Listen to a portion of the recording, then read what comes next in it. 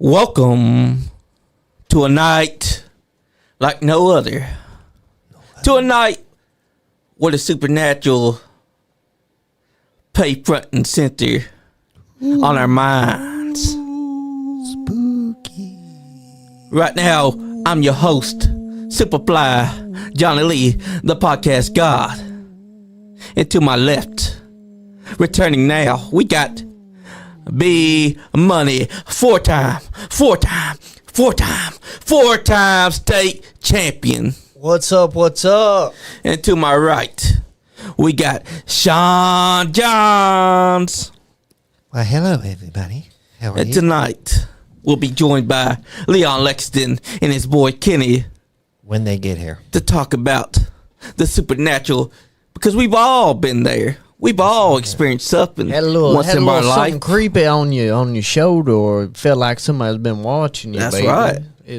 Everybody's had that one. You know, that one little weird thing you can never explain. And tonight on the podcast, guys, we're gonna go all the stuff. We're gonna go over all the shit that we've seen. Like, there's so many experiences that the world has that you Yes. cannot explain. Like when you hear things that go bump in the night and you try to logically say, oh, I know what that was, but then you realize, holy shit, that's not what I thought it was. Yeah. And you're just hoping and praying that it's not Right. Eddie or Sean. Yeah. Yes. Shut the hell up. Or Baby Sean, Wolf. or Sean Diddy. Hey, Oh, God, no. Hey, now. Or Jaundice. No, I don't go by jaundice. That's not me. Where'd that jaundice crap come in at, Johnny? Jane, she crazy.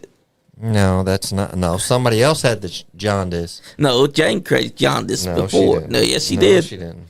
Yes, she did. I remember. I don't have jaundice. Wandis, a.k.a. Cena's Shut brother Shut up. from another mother. Alrighty. Let's get back on track, guys. Where are we going to start tonight, guys? What do you- Who wants to tell their experience first? I've been on here to tell experiences before with ghosts. Johnny has. I think it's only right if Sean you're goes? ready. I'm ready. That's right. Shoot I'm it ready. off for us, brother. What happens? I'm gonna be Alrighty. sharing. Well, my supernatural experiences are very few, but I have noticed them, and they've really messed with my head, and I can be confused. For those that don't know, I lost my dad in 2006 due to liver cancer. Everybody knows how we at the NiceGuyAndy feels about cancer. Fuck cancer. Yep, fuck cancer. Anyways, but after my dad died in 2006, I went through years of depression, this, that, and the other, missing my dad, obviously. You miss any parent you lose, or any close friend, family member, what have you. You give anything to talk to them, and this, that, and the other. I went through it bad. I had lost, I was going through a rough patch mentally, as I have gone through from time to time.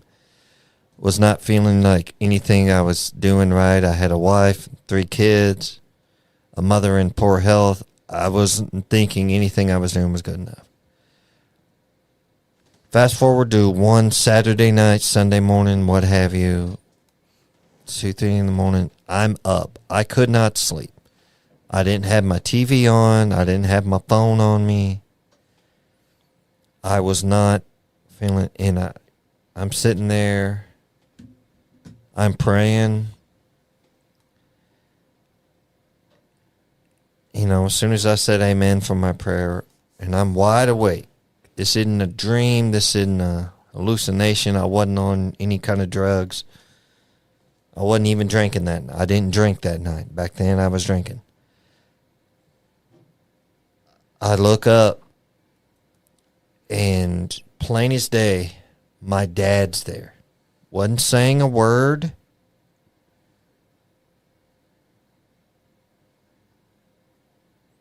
But he looked at me, was standing right in front of me, and you know how a parent will tousle your hair? Yep. Johnny, I know you wouldn't know. You don't have hair. Hey, But, Yeah, I understand. I got you. yeah, got you.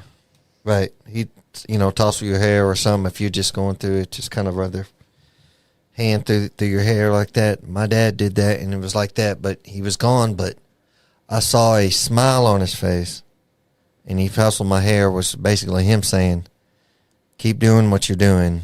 It'll all work out. And sure enough, it did after a while, but that really messed with me. And my other thing is my mother passed away in 2015. Hers was a heart attack in her sleep. I'm driving into work probably about a month after her passing and after the funeral. I'm going somewhere, and of course, where I have to go into work, they decide to work on the roads in that area, so I'm going to be stuck in that. Amelia Rose says, hello, Father. Emily, that's Sam. That's and my Kaya daughter. says, Kaya. hey. Kaya. I've told you this. It's Kaya. Damn. Next time you mess it Kaya. up, she's going to come here and smack you upside the head. I'm kidding, Micaiah. Don't make fun of her name. She is a witch. She will stalk your ass. What stock? She will cut you up. He says stock. She will cut you. Anywho, my mother, Emily, that's my unofficial daughter. That's my buddy Sam, but she's adopted me as her dad. You're grounded, by the way. Anyways, no. But my mother, I swear to God, I picture my mother just sitting there going, why'd you go this very far to get to work? With a cigarette in her mouth. I'm like, what the? Just, I see that, and I had to straighten up the car because I almost wrecked the car. I was like, oh, good Lord, I almost joined your mama. Because it just, you seeing a long dose, and you see it plain as day for, if nothing but a few seconds. Like, I believe that ghosts exist, but up until those two instances I just mentioned, I'd never seen them. So I'm not saying I believed them or I don't need to believe at that point, but I believed at that point. I was just like, I know your loved ones are watching and stuff like, this isn't like spiritual. I'm not going to preach at nobody. I am a Christian. I may not act like it, but that's on me. I see what I see, and I believe that your loved ones are watching over you. They're not just gone to either heaven or hell. Emily said, first of all, not true. I didn't adopt you. The bus driver did. Second of all, you can't ground me. I'm 18 now. Keep on, Sam.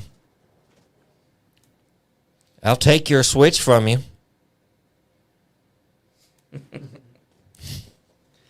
That's just our joke. I love that little cow.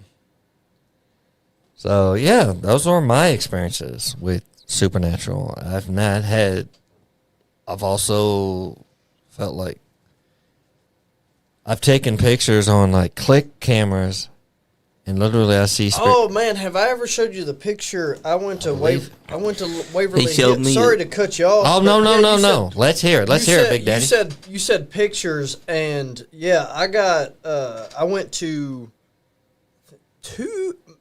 I want to say almost 2 years ago, I went to Waverly Hills for the first time, and we was waiting to go in, of course, and they show you this like thing that's like projected onto the building and stuff, and then there's like you go in. So I was just taking pictures of it, and I don't know if you know like what a ghost orb is or like ever seen one. I have. If you look right there, seen pictures like that. but here's the thing: I've taken pictures like that. It's a live photo, and you see it right there. Yeah.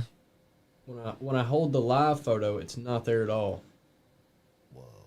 Yeah. Yeah, it's mind blowing. That is mind blowing. Yeah. And Sam, I don't know how to play Mario Kart on the Switch. I never had it on the Switch. Thank you very much. I love Mario Kart. Yes, me too. What? Hold on. Who do we play as Mario characters? And let me go first. Okay. Let me go first. When I was a kid, it was always Donkey Kong. But I've gotten a Switch, gotten the new Mario Kart, and I run Dry Bones. That's my favorite guy. Dry to play Bones. as. Okay, that's a good one. Specifically, I use the Mercedes with the Mercedes tires and the little cloud Nice. glider. Nice. Great combo, by the way. Okay. I'd have to get me a Switch to do it, but yeah. Who would you say yours is? Wario.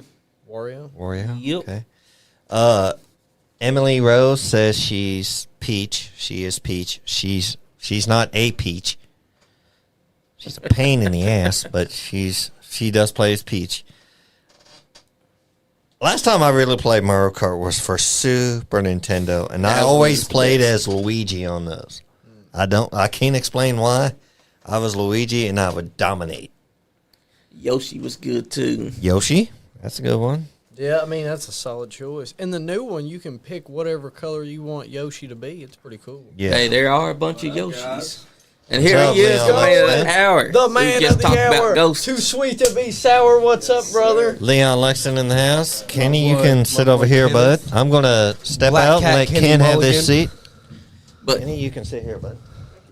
here's the experience because I've lived at a house that had activity.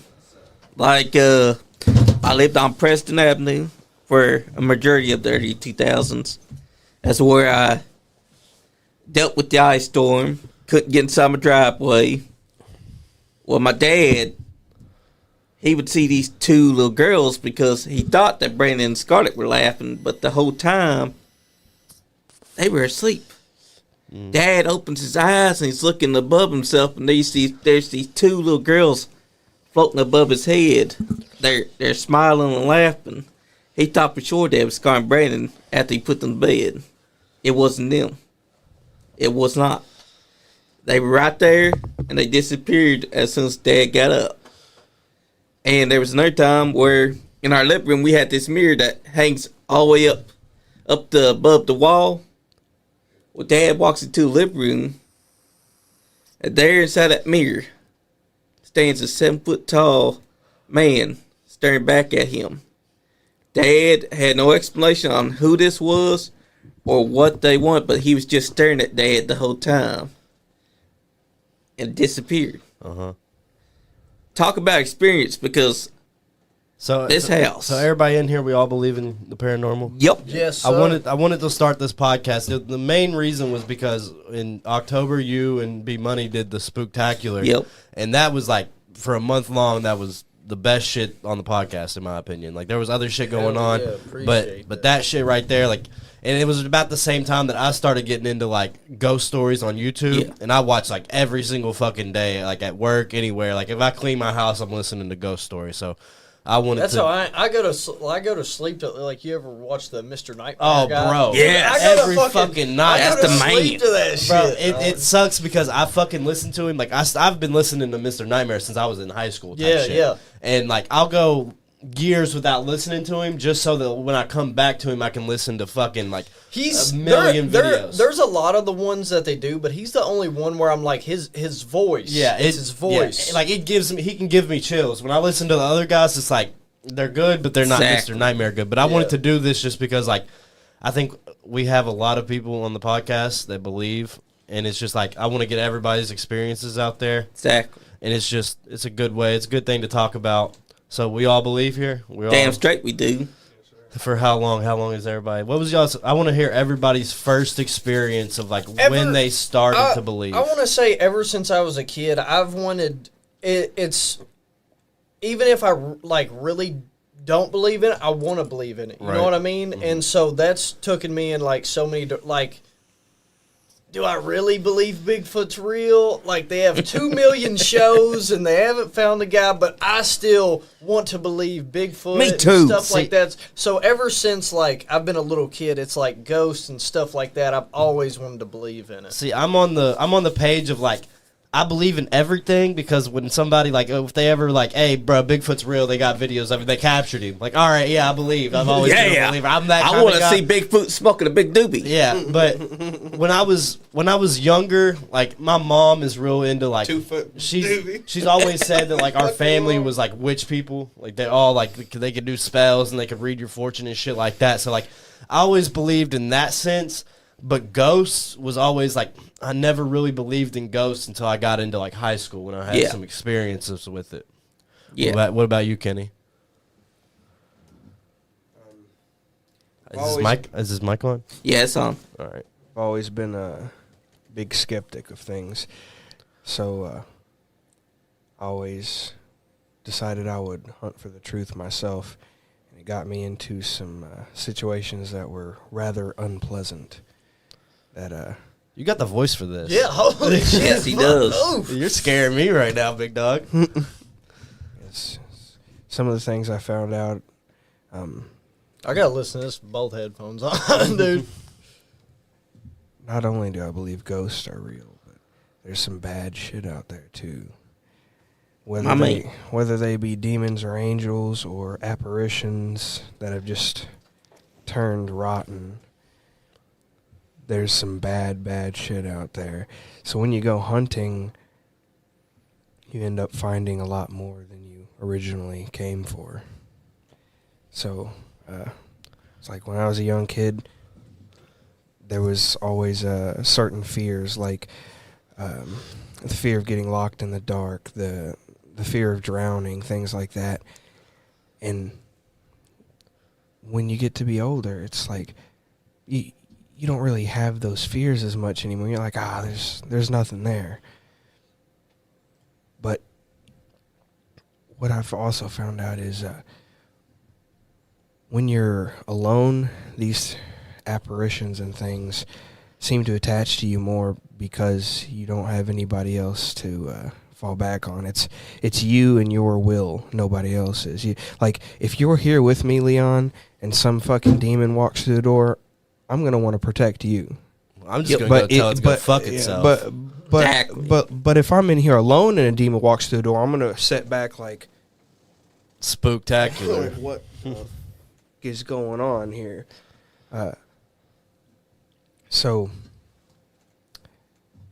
let's say one of my first experiences, when I was a little kid. And I was just like a baby in a crib. I was left in a crib, and there was a pillow that was outside the crib on this couch. And my mom said I'd be fine, right? And when she left, this pillow got up and started crawling towards me. Oh shit! Like a worm. And this fucking pillow had me screaming bloody fucking murder. And when my mom came back in, the pillow wasn't moving anymore. Damn. I was like, what's going on? What's going on? It's like, I said, the pillow, it's moving. It was coming towards me. And she was like, it's just a pillow. There's nothing going on. Right. But even as a little kid, I started to notice these things that when you're alone, they seem to be able to attack you more than when you're with people. Yeah. Like when these, that's why I really don't believe as much when I watch these ghost adventure stories, like on TV. Yeah, because they do fake shit. I feel like they definitely play it up a bit because the spirits don't come out as much when you're in a group. Definitely less. I remember one episode where they're like, Aaron, bro, go down to the basement, lock yourself in the basement, just sleep in the bed, dude, sleep in the bed. Yeah. And they got him in the bed, and I was like, I know this shit is fucking fake because they got him in the bed and the bed started fucking rattling. And he's like, oh, And that is not how it works. Raising up. Like, yeah, I believe in that shit. It doesn't work like that. Like, I don't think it. Exactly. I don't think it works like that. It's much more psychological and much, nefarious. Yeah. It's very insidious the way these demons will work against you. It's like my buddy. He told me a story of what happened down at Lock 7 on the Kentucky River. And he said that when he was 8 or 9 years old, he walked down there one night and he caught some people doing a black magic ritual. And he said he ran off, but the next day, in the next couple of days, there was reports of two missing girls who happened to drown in the river. And didn't happen by accident. Yeah. He says those people down there doing that black magic ritual sacrificed those two girls in the river. And I was like, that sounds like a load of fucking bullshit. That sounds like an absolute load of fucking hawk-eyed bullshit to me. So I was like, you know what, motherfucker? I'm going to go down there. And I went down there alone at 3:33 a.m. in the morning to Lock 7 on the river. Got out of my car, locked the door, walked all the way down the little path down to the riverside itself where there's a little sandy beach. You can walk across the sand, and it's nice. It's relaxing out there. I've been out there a lot. But this night, when I got down to the beach, this creeping silence slowly took over. No bugs, no nighttime chirping, no sound at all. Just this eerie, dead silence filled the entire area. It was like an ocean wave slowly coming closer to me from the water. Like I could feel this energy starting to wash over me. The only way I could describe this energy as a slow creeping dread. And as it filled me with this uneasiness, I began to think to myself, nah. Get the fuck out of here. No. I was like, nah, this is all in my head. I'm just imagining things. It's just a calm, cool night. I was like, I started to slow my breathing, calm down. I was like, everything's fine here. That's when I looked out at the water, and I noticed what looked like a tree branch was coming up out of the water. Just the little bits of this tree branch. And I'm watching it, and it moves a little bit. And then it starts to come out of the water some more, this tree branch. And I'm thinking, like, oh, it's just floating down the river, right? That's when I noticed it's not following the water current. It's staying in place.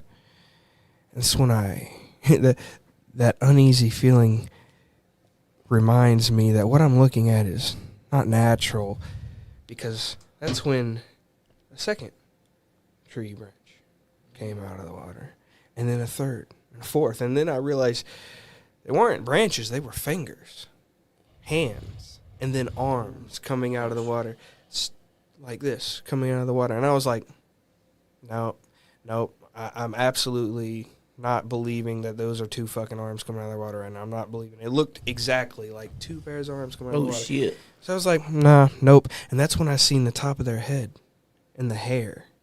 The matted green and black hair from being left at the bottom of a river. And then I seen their forehead, and I seen their gray malted skin. And just before their eyes came out of the water, I turned and looked away, because I didn't want to see what was waiting for me when their faces finally appeared out of the water. So I began walking back up the mountainside, trying to get back to my car. As I was walking through the sand, that's when I heard the unmistakable sound of wet footsteps plopping in the sand behind me. And I was like, no, I'm not going to run. I'm just going to walk. But they were getting closer. So I started to walk a little bit faster, and so did they. And then that's when I heard the footsteps sound like they really began to pick up pace. And that complete doom that you feel in your heart when you know something is completely wrong. It sent that adrenaline shooting through my blood, but still, something told me not to run.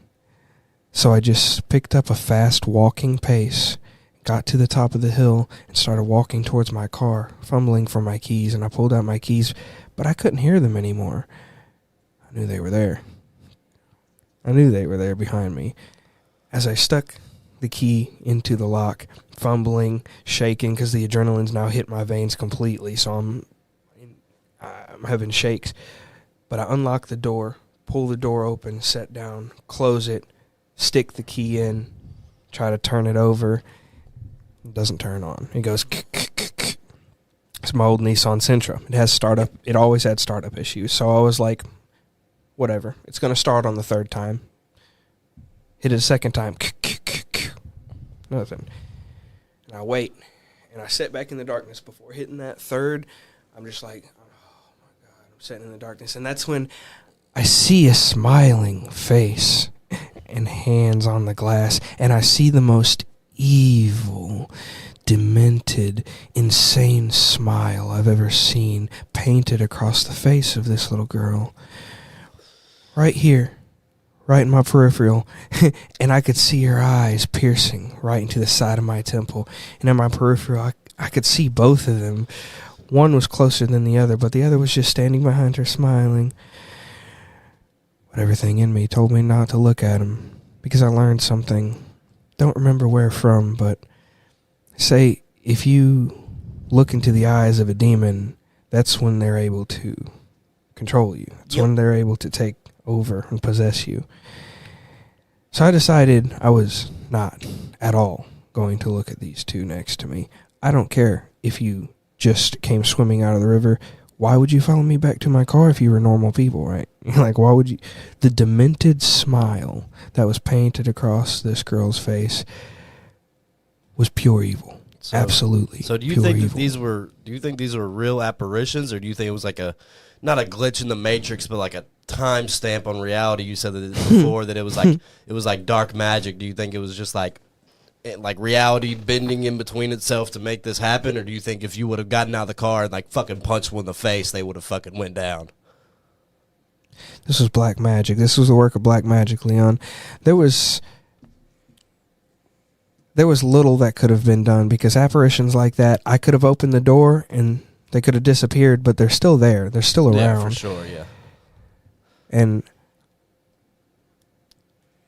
I just decided to leave because I got all the information I needed right there. There was no reason for me to... I didn't need to fight them. I didn't need to run. That's why I didn't run, because I was like, they can't actually hurt me, but I know that they can possess people, right? Exactly. So that's why I just walked back to my car, and the evil, smiling, demented faces told me everything I needed to know. That story was true, Leon. How else? You've told me that story multiple times over Xbox party chats and in real life, so like I believe you. The amount of times that you've told me that story, and every single time it lines up around the same way. Like when I first heard it, I was like, that's complete bullshit. And then the second time I heard it, I was like, also maybe complete bullshit. Third time I heard it, I was like, yeah. It's like he told this story Because it's consistent. precisely 3 times in a row. I fucking believe you. But I definitely think there's shit out in these fucking woods. Like the fucking Kentucky fucking woods are no place to joke. I had something for you. I don't know if I can Exactly. show you this, but Yeah, that you was sent me this yeah. before at fucking Waverly. Yeah, and there it is right there on the live photo, and then it disappeared. This is like a projector screen, and then this shit's all like projected. But whatever the fuck that is, Yeah, it's not. that's definitely something. My story is less. So, right there, it's a live photo. If I hold it, it's not there at all. And all this shit is like projector, like it's a projector thing, and it's got like People in the windows that's projecting. It says the Waverly shit, but whatever the fuck that is was not part of Yeah. it. My first hand story of ghosts is definitely of just anything is definitely more not crazy like that. When I was in high school, I was a sophomore year, I was doing fucking acid all the time. Like just all the fucking like every fucking weekend, me and my boys were gonna get a hit of acid and we're gonna fucking trip balls for fucking days on end, and that's just how it's gonna be. And one weekend, my little brother was out at his cousin's house. All my friends, usually like, my house was like the party house. If we're getting fucked up, we're going to my house. And so all my friends were just like, yeah, I'm going to be out of town this weekend, blah, blah, blah, blah, blah. Like, I'm not going to be around. 4 or 5 of my friends all like, yeah, I'm not going to be around. So, and I've had my like a couple weeks before this happened, my cousin's girlfriend Joe, his girlfriend right down here, like literally right in those apartments down there in Eastland, she killed herself. Oh, dang. Yeah, in those apartments. So it was like a 5-minute walk from my mom's house to those apartments where she killed herself. And like years before this, my cousin had got murdered also. But it was more like down in like the downtown area of like by UK and stuff. Yeah. But like I was saying, like usually my friends come over and we all get fucked up and shit. But this weekend, no, everybody had plans. I was the only person in my mom's house. and I was sober, and we're just downstairs in the garage of my mom and dad's house, and they're like, we're just talking about my grades. I'm like, dude, you need to get your grades up. You got to graduate. And we hear my mom and dad has an alarm system at their house, so it's like if you open the door, it goes doot doot doot, whichever door. And so me and my mom and my dad are just talking downstairs, and we hear the doot doot doot, whatever door. And I'm like, oh, maybe that's Colin. He decided not to go do his plans, or it could be fucking whoever. My mom and dad's house stays popping. Everybody and their mom fucking shows up out of the blue whenever. And so me and my mom go upstairs, look over the whole house. The door wasn't open or nothing. So like that was another thing. The door wasn't open. None of the doors were open. We just take a good little swing around the house, and Exactly. my mom and dad, they didn't have my little brother that night, so they're like, all right, we're going to go get some dinner. That was weird as fuck. Are you sure you don't want to come with us? And we had just gotten this dog, this little Pomeranian. So I was like, nah, I'll chill here with the dog. Like, I don't want to just hang out with the dog, chill out, maybe smoke some weed. And they're like, all right, bet. Like, we're going to leave. So they leave, and I'm sitting on the couch playing on my phone, fucking with the dog, probably about to go smoke. And I didn't want to go downstairs in my room because I've already been freaked the fuck out. Like, who wants to fucking in a house with fucking ghosts? I don't want to do no shit. And I'm sitting on the couch, and I just hear from my mom and dad's room, and I'm like, that's fucking weird. But like when I first heard it, I didn't really process it. I just took it on the chin, just kept there, and then I fucking heard it again, and I heard it more profoundly, and I knew that it was the laughs of my friend Amelia who killed herself, and my cousin Caleb, and I jet out the fucking door. Jet the fuck out of the door. I call my cousin Darren. I'm like, hey, bro, come fucking pick me up. He's like, dude, I'm on the interstate. Like, I'm heading back to my house. Holy shit. Yeah, so that was the weirdest shit. That was the first time where I was like, all right, there may be something else here. Give me 1 second. Exactly. Another thing at Waverly, and this was really weird. So, we're just standing there in line. It's like they put you in like a group of like 20 to send you into the haunted house, and so we're just waiting there in line, and I just feel really weird all of a sudden, and like I'm like kind of like fumbling, like, but it feels like, have you ever been to like Gatlinburg, and there's one of those like distorted rooms where it's like uphill, but it's not really, like you have to, like, it's weird, like one of those like, or like a, Thank you. do you know what I'm talking about? You ever been to one of those, oh shit, my bad. You ever been to one of those places in like Gatlinburg, and it's like the distorted room? Oh yeah, like Ripley's. Yes, Yeah. and that, like, that's how I felt. Like just and I was trying to start walking, then like it felt like I was like, and I was just standing on flat ground. It was weird as fuck, and it was at Waverly. I've believed in ghosts since I was a kid. Like next door, my cousin sleeps next door. Mm-hmm. At Brown. Every time it hits talk about 9 to midnight, occasionally you'll hear children giggle. My cousin swore up and down that they thought that was my little cousin Jessa or Kaylee laughing. It's not. And I think that's the scariest shit, because it's like the kid ghosts, I feel like having more nefarious shit going on with because them. Like they want to trap you. They want you to, because it's actually a demon. Yeah, a demon taking the form of a child. And like I was saying earlier about like my friends and shit, I can deal if I was at my mom's house and I heard some old lady being like, "Ooh, I'm a ghost," like I'm gonna go up to that fucking ghost. I'm gonna be like, "Hey, bro, get the fuck out of my house. Like, this is my fucking place. Get the fuck out." But like, pay me rent. Yeah, I'm more scared of seeing. I'm more scared of seeing, like how I said it was my friends that I could hear. I knew that was their laughs. Like, I've heard their laughs a million times. I'm more scared of seeing somebody that I know is a ghost than I would ever be of seeing like some bitch in fucking period clothing and like, ooh, spooky, Scooby Doo. Exactly. Like, so that's what freaks me out, because my grandma Lee passed away in 2021. Mm-hmm. Well, a couple days later, Jamie, who lives next door, is standing at his kitchen window. And he looks outside, and there's Grandma Lee sweeping the outside. Oh, fuck that. Yeah. Fuck that. And it freaked him out so bad that he didn't want to come outside for a while because how can you explain seeing Grandma Lee doing something when she just passed away from dementia Right. just a few months later, earlier? Yeah. Yeah, it's spooky I heard as fuck. there's an entity that is able to copy sounds and Mimic? people's voices, a mimic, yes. And this is what I think is able to replicate your memories, Leon. The memories that you have, it's somehow able to take her voice and mimic it.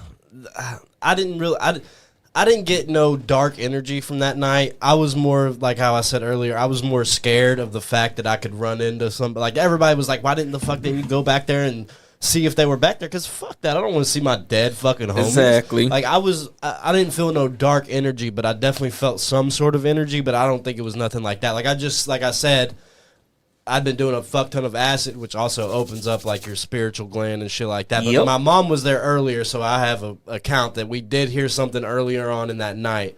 But like I said, she killed herself probably 2 or 3 weeks before that happened. So I think it was just like she was in the area. It's the same. It's like 5-minute walk. So in my mind, it was more of like she was coming back to see the house one last time. Because Yeah. and a couple weeks before that, we had my cousins were just like they were staying over because they got like either kicked out of their apartment or something else, and they were doing laundry and shit. And this guy named Tyrese was downstairs in the garage, and he heard some girl like whisper into his ear. So I do think that it wasn't a mimic. I do think it was her, but you could be onto something. But also, to add to your mimic thing, never speak back to a mimic or acknowledge them. Because you do, you're fucked. Just like a demon. Stare a demon inside the eyes, they control you. A mimic does the same thing. I want to know. So you said that you went out hunting for things and stuff like that, and I just want to know by hunting what have you done, or like how have you like sought out all these kind of not quests, but On side quests for Yeah, demons. You get more XP if you side quest. Yes! Yeah. In my early teenage years, I was a bit rebellious, and there wasn't much to do, so I decided I would go ghost hunting at night, and that's what led me to these 2:30 a.m. to like 4 a.m. adventures where I'd go walking around my hometown trying to find things, just walking down the street, listening, seeing what I could see. And I seen a lot of things while I was out there. I have a lot of stories, and I've forgotten a lot of stories as well. And a couple of times I would bring people with me because I would think, all right, well, if I can see these things, maybe it's just me. Maybe I'm going crazy. Maybe I need to be on some fucking medication or something. So I was like, I'm going to bring some people with me, some different people, some of my friends, cousins, family, you know. It's like, we're going to go walk around town, see if we see anything odd. And each time, the people that I would bring with me would also see these little apparitions and people who were walking around but weren't actually there. Or like, see if I can remember one. For example, the railroad incident. One night, me, 2 of my friends, and my cousin went to walk down the railroad tracks at somewhere around 1 a.m. in the morning. Was this in Wilmore or Nicholasville? Wilmore. Or Wilmore. And so we start walking down these railroad tracks, and we get a good ways down on the railroad tracks before the overhead lights for one of these train station overhead things come on. You see the flashing red lights, you know the train's going to be coming. She's like, oh, shit, train's heading our way now. But the red flashing light starts, and as soon as the red flashing light starts, that's when we start hearing music and people laughing in the darkness out here on the railroad track. And when I look at my buddies, I'm like, are you hearing that? And I was like, yeah, I'm hearing some kind of music. Can't really make out the words or nothing. But I hear some people. Like, there's nobody out here though, right? It's when I start to pinpoint the sound. Sounds like it's coming from on top of this railing that has the red lights flashing, and it's like probably 20 feet up because the train has to pass under this structure. And so we're assuming at this point someone has climbed up the ladders on the side of this structure and They're got listening on. to a fucking Dan Stanhope fucking comedy special on the fucking top of the railroad on their iPhone. Yeah. So we assume that they've climbed up the ladder to the top of this platform and are playing music and fucking around up there. Because that is where the sound is originating from, and they're nowhere around us, obviously. We can see all the places around us. And there's the closest thing before we got to the railroad tracks was a trailer. And when I walked up this trailer, it looked abandoned, like no one could be living in this trailer. But as soon as I walked up to the back window, I was met with a face, just some person staring back at me, and I was staring at them. I'm like, what the fuck? But they didn't jump back or move or anything. They just stared at me with a complete, just true neutral nothingness, just stared right into my soul. Oh, damn. And I was like, what the fuck, dude? So I turned to look at one of my buddies. They also see the face in the window, and he's like, I don't want to go down there. But I was like, I'm going to keep walking on down the railroad tracks. I kept walking, and eventually they decided to follow me because they didn't want to be just left in the darkness.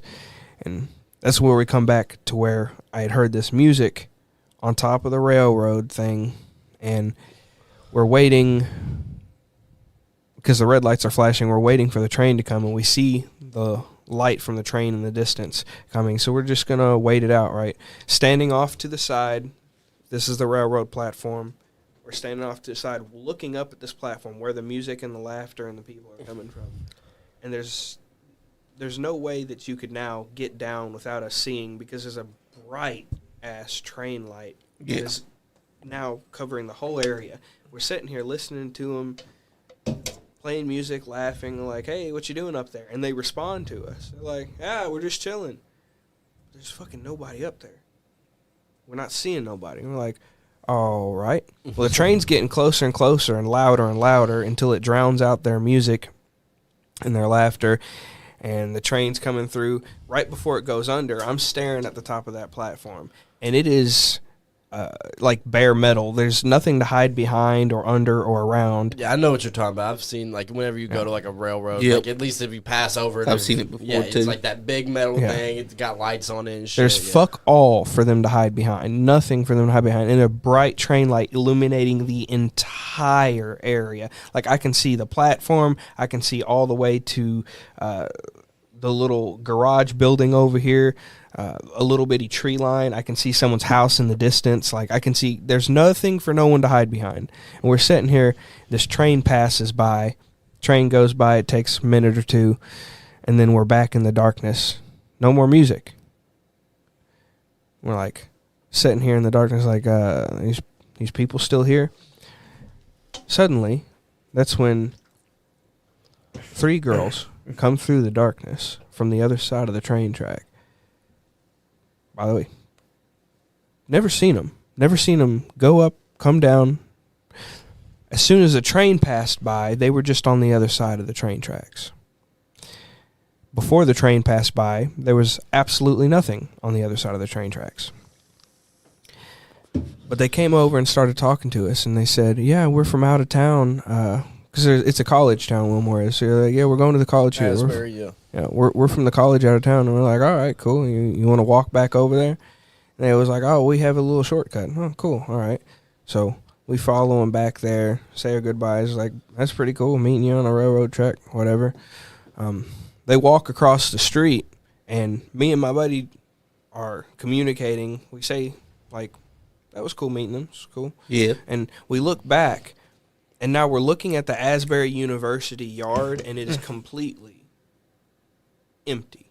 Absolutely, utterly empty. Like, they had enough time to cross the street, but not enough time to walk down that entire Asbury yard and inside a building, which, by the way... I've been working in the, right there where you turn by that Shell station. I've Yeah. been working in I think it's like the Theological Center Yeah. or something. It's like there's like a first building like right there, and or right by the Asbury Inn. You know what I'm talking about? Yeah.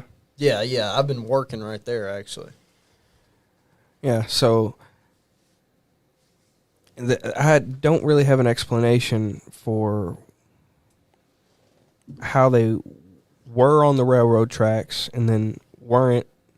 They appeared behind the railroad train after it passed, and then they disappeared in the middle of the yard. Just walk across the street and blinked out of existence. By the time they hit the sidewalk, they had blinked out of existence. So, do you think whenever you go looking for it, you find it more?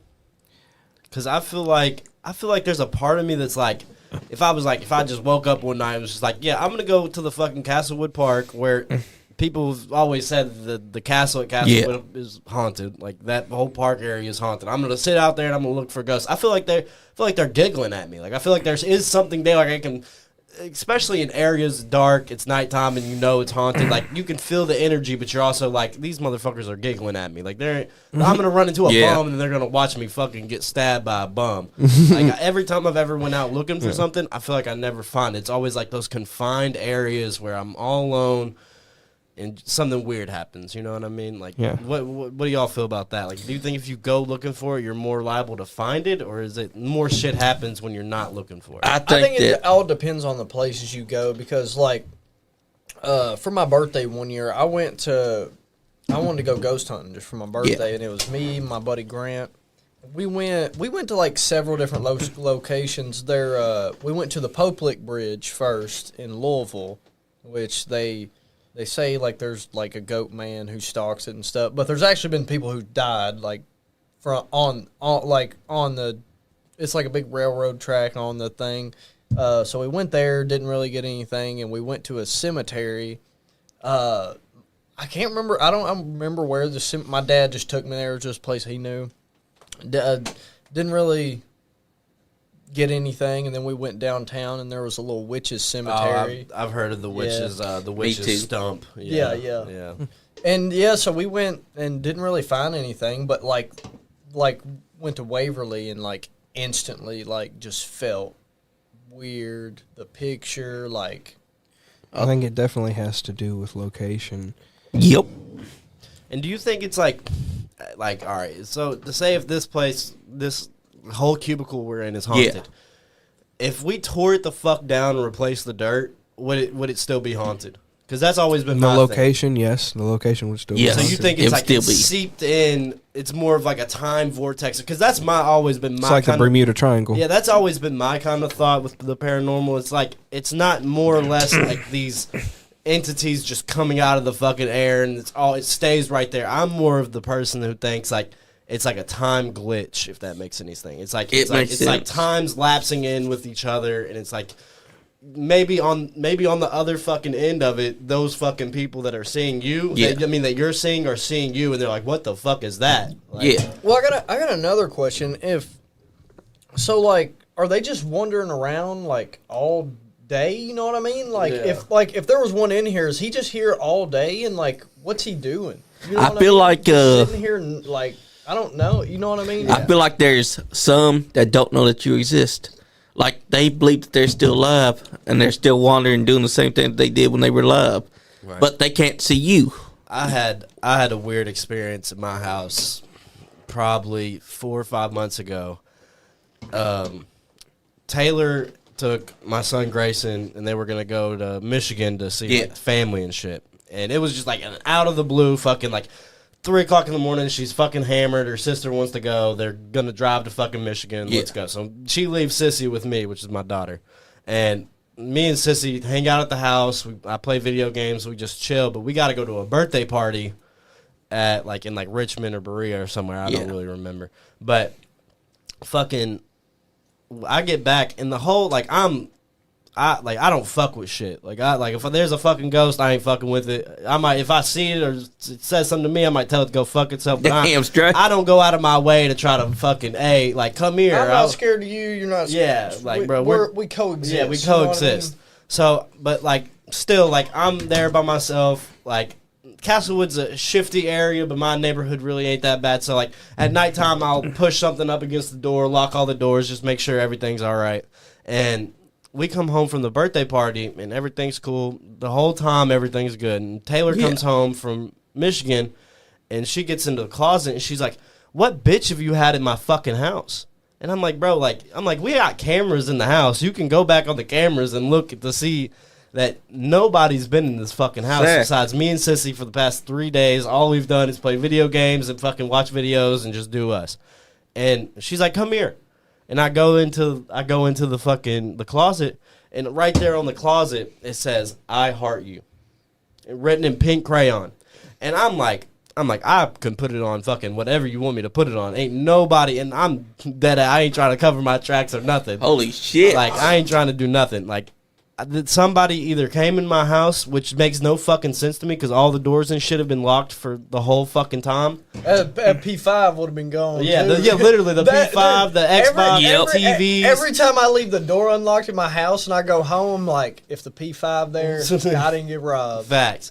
So it's written in pink crayon, I heart you, and right beside like where I keep my video games at is just a small little pink crayon, and I'm like, what the fuck? And I had gotten into that closet because that's where I keep my Jordans and shit. Yeah. So I had gotten a pair of shoes down because I wanted to look nice for the birthday party and shit.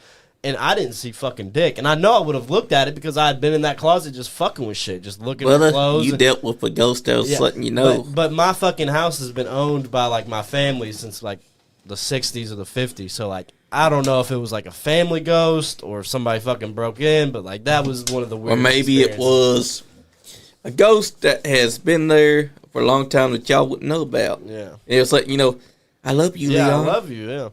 And then also Taylor got a spirit box. She's Good choice. For Christmas she got herself a spirit box, and fucking Kenny's been over there when we've used it, and the whole fucking time we use it, all we hear is Leon. Holy shit. And I'm drunk as fuck when we do it, so I'm like, they ain't fucking saying my name, but he could probably vouch. Were they saying my name? The first time we did it, I was trying to get them to communicate about Thanksgiving because we did it on Thanksgiving night, and like one of them said something like "fuck Thanksgiving," and I said, "Hey, don't you be using that language with me now." And then you heard it like growl. He was like, Yeah, I definitely have heard some growls. I was like, I said, "Don't you be growling at me now. We ain't playing that now, buddy." And then it just switched over, and a different voice came on and said, "Leon, Leon, Leon, Leon." It just kept doing it in different tones and shit. Oh, yeah, Emily's got a question for all of us. So, if you guys believe in ghosts, do you all also believe in haunted items? Oh, for sure, yeah. Damn straight. Definitely. Yeah. You want to hear a haunted item story? Please. Okay. Yes. Oh, So, yeah. my grandpa, he was cleaning out an old burnt down house, and in the ashes of this burnt down house he's cleaning out the area for, he finds the remnants of a tarot deck. This tarot deck is in a leather bound box. The box itself is melted by the fire that burnt the house down. The fact that this box didn't completely melt with the house and everything else in that room is burnt to a crisp, that is insane, first of all, for that little tiny leather box to even survive. But it was just melted all around it. It looked like it was a liquid box almost, the way it had melted. But he brought this home to me, and I opened the box, and inside the cards were absolutely perfect condition for surviving a house fire. Like you just pulled the house out of the divorced dad's pack. Yeah. It was absolutely a perfect deck of cards inside. I'm looking at this charred, crisp, almost liquid-looking box, the way it was melted and warped. I'm like, that's pretty wild. But maybe let's put aside the fact that somehow it survived this house fire. Yep. I'm like, cool, whatever. Whoever was using this tarot deck, by the way, don't know how their house caught fire. Could have been any number of reasons. But I decided I was going to learn how to read a tarot deck, and I learned a little bit.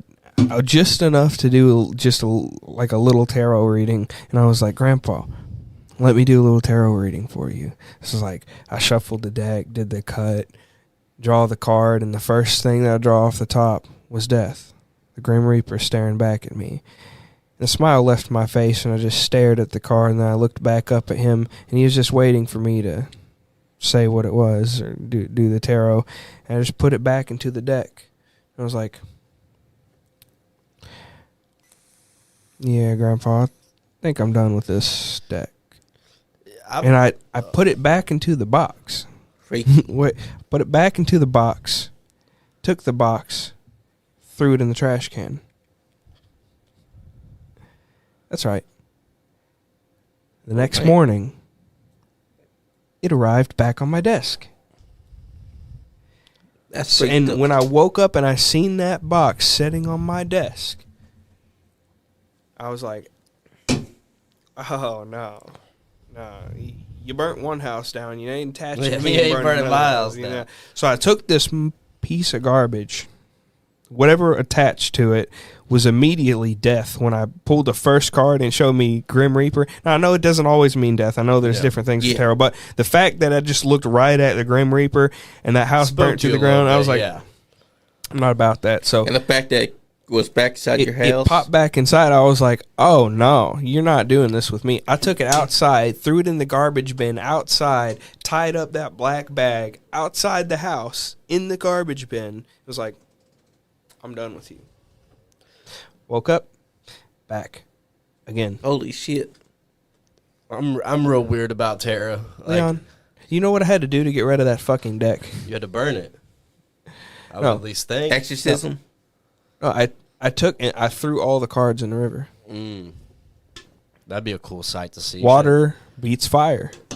It couldn't die by fire, so it's Rock, like, you'll paper, die scissors, one way. bitch. You'll die one way, motherfucker. Exactly. One way or another. I'm real weird about tarot and shit like that. My whole family, like for as long as I could remember, my mama was a witch, my mom's a witch.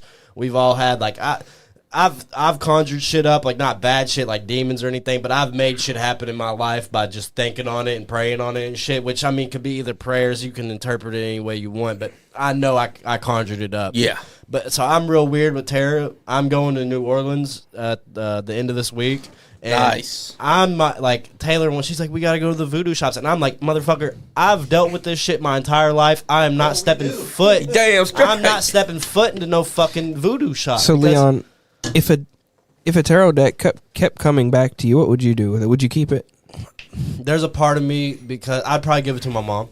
Because that's her wheelhouse. Like I was saying, like I don't really fuck with that shit. The only person I will let read my cards is my mom. See, But no, what if- Leon, that's the wrong step. That's the wrong move. Because I don't know if you know anything about tarot, but when you get, and that was a custom deck. Yeah, that was a custom deck. That was someone's personal deck. That also has something to do with it. Also, I didn't know until later. I found out that I was never supposed to have read those cards. I should not have done a tarot with it because it was someone else's custom deck. I fucked up bad by doing that. Yep. So what was you gonna say, Johnny? So I think that's why it tried to attach to me, because I tried to read a fucking tarot with it, and so I was like, "No, I got to destroy this thing." I was going to say, what would you have done, though, if you gave it to her and it winds up back on you?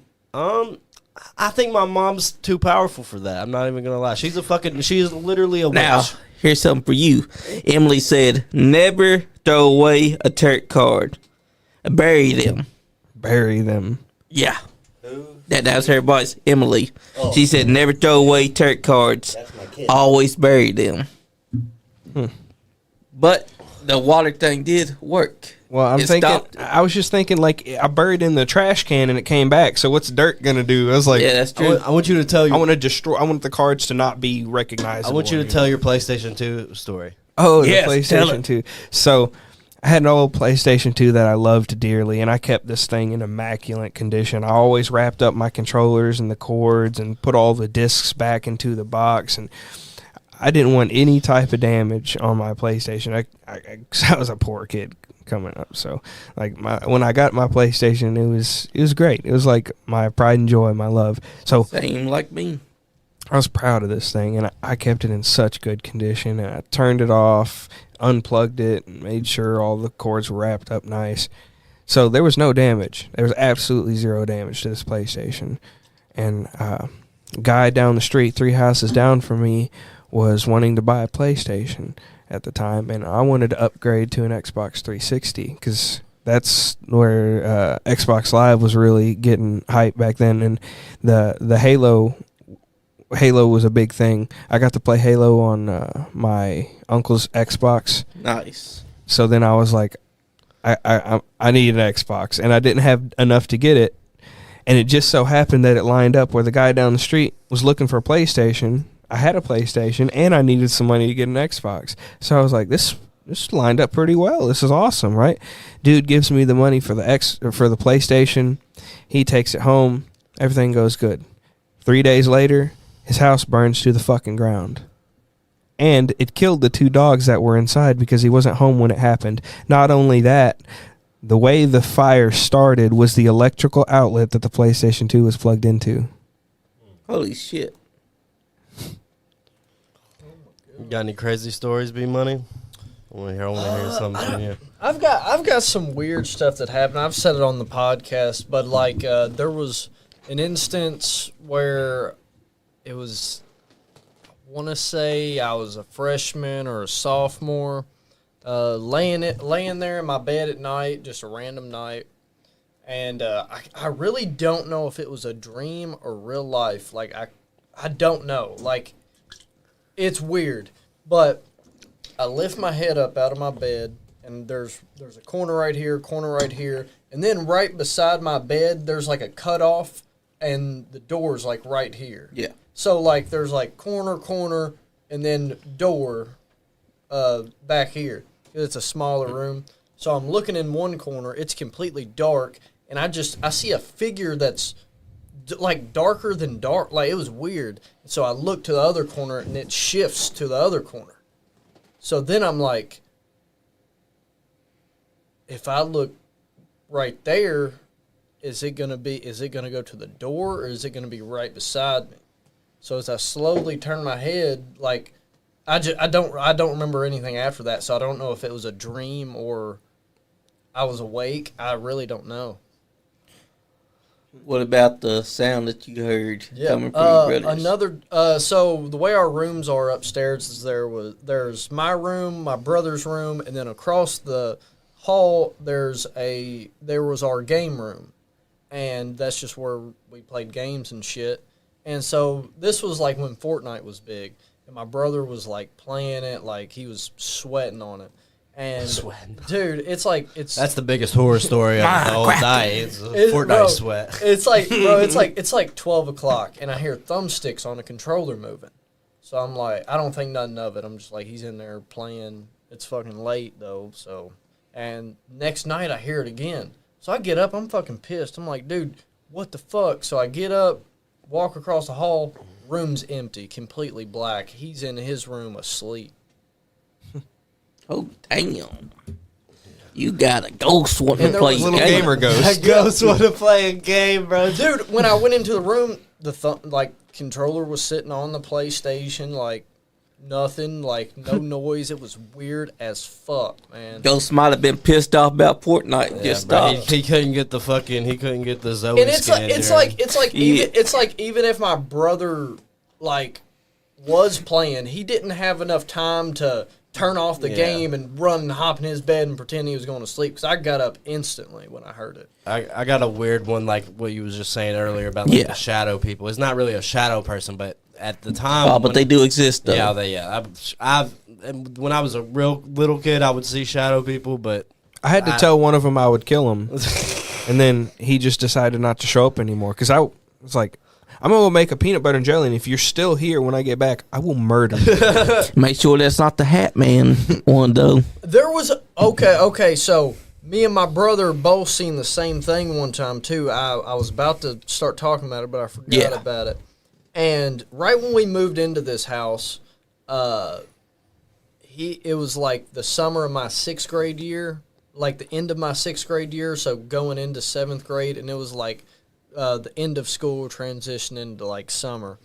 And like I just get up one night and I look out my window, and there's a dude standing by our mailbox, and he's looking at our house. He's got like just a hat on and a long brown coat, but you can't see his face. Like, you can't see his face, but he's looking directly at our house. Weird. And then I tell my brother about it, and he's like, I seen the same exact thing. That's fucking Ghost of a strange. mafia gangster. Yep. Yeah, dude, it was weird. I got a really fucking weird one. It was we went to the Royal Rumble in St. Louis whenever they did Hell that. yeah, dude. That was the last Rumble I went Yeah, to. we went to that one, and we were just like, it was our last day in St. Louis, so we was like, fuck it, let's go explore some shit. So we went to I think it was called the City Museum, and it's literally like, this fucking museum is like, if fucking Alice in Wonderland did fucking ketamine for 5 days straight and fucking stayed up all 5 days and then took a fucking hit of fucking crocodile after. Like, Hell yeah. Like, this place was fucking strange. Like, it was the weird, like a fucking person on acid or mushrooms dream place to be. Like, it was like, all the exhibits were real weird. They had a fucking slide that was like all the way up at the top of the fucking thing, and it was built in this old Make a call. it was built in this old shoe factory. Yeah. And we're just walking around, and like, I got weird vibes from this place anyways, just because of like how fucking like obscure and weird it was. Just like, it was so out of the ordinary. It was one of the weirdest places you could ever fucking be. Yeah. And me and my dad are just walking upstairs, and we see like, if the door's right here, we're about to walk through it, and I'm looking at him, I'm talking like this, and out of the corner of my eye, I see like, it looks like an old like saloon bar. It's just sat up against this wall, and I'm like, fuck yeah, like, I'm about to get me a drink. I got my ID on me. I want a beer. I want a whiskey sour. Damn like, what straight. the fuck are we gonna do?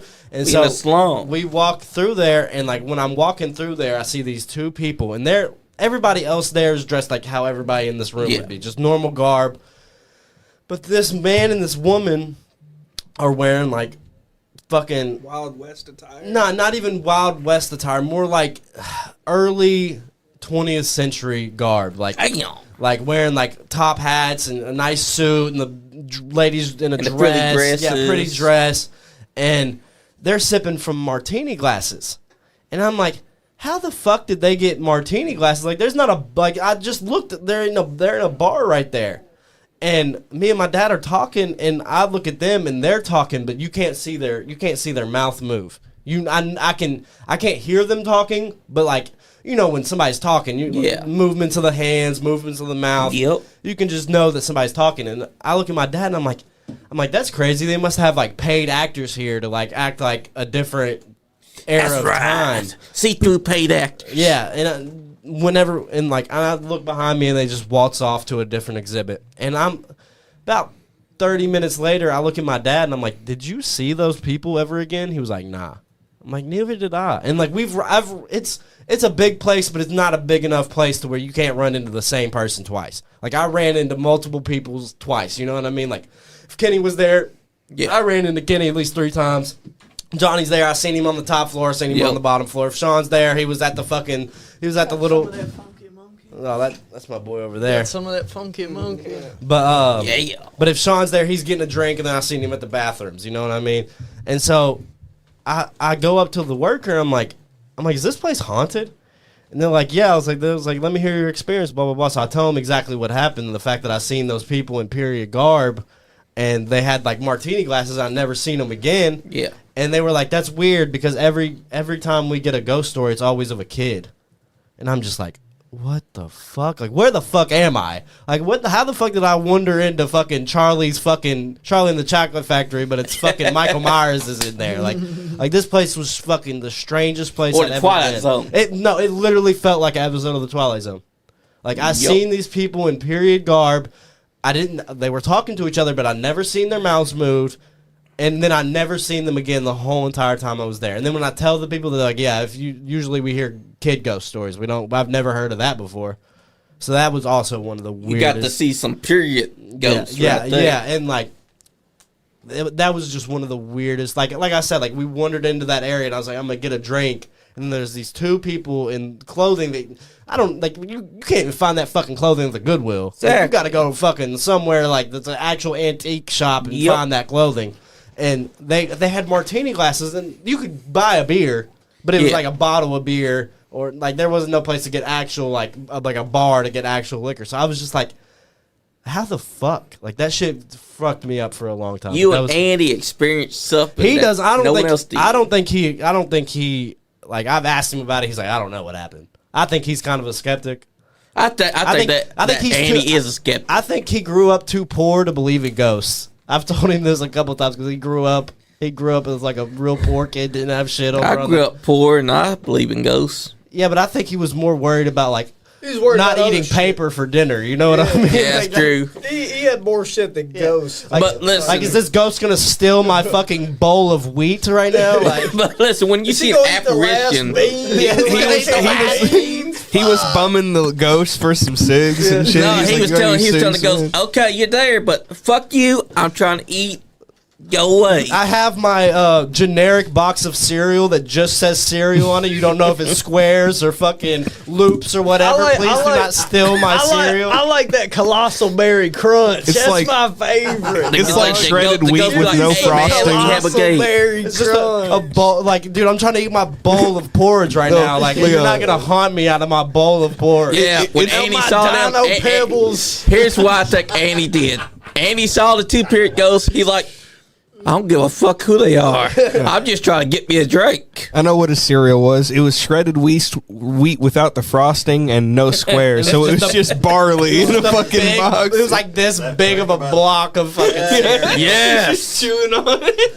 He's like, fuck you. I know you're there, but this is my food. I'm going to eat this. I've never heard of somebody that's starving be like, yeah, dude, there's a ghost right there. Like, I've never heard that ever come out of somebody's mouth. The ghost will be there, but Yeah, yeah, like- getting under that. Like, dude, I'm eating my pork and beans right now. You're not about to steal my fucking pork and Exactly. beans. Dirty I mean, I- apparition bitch. I can You know- definitely see that. Earlier, I was pissed why off, are needed a all the peanut butter and ghosts jelly, so I was like, I'll fight you for it, ghost man. 1800s or late 1800s. Why don't we eat any ghosts from like 2007? Oh, dude, I would love to see like Brand new. I would fucking love to ghost. see a 2011 hipster ghost with like the fucking the twirled up mustache with the fucking plaid on, With the fucking yeah, with the beanie beanie, on. hanging And hanging a off. necklace. You're gonna Like, see that you're is like original 1800s Wild They just West. start ripping fucking Yes. vines and Yeah, shit. bro, ripping vibes, but they got a fidget spinner, bro. They're fucking.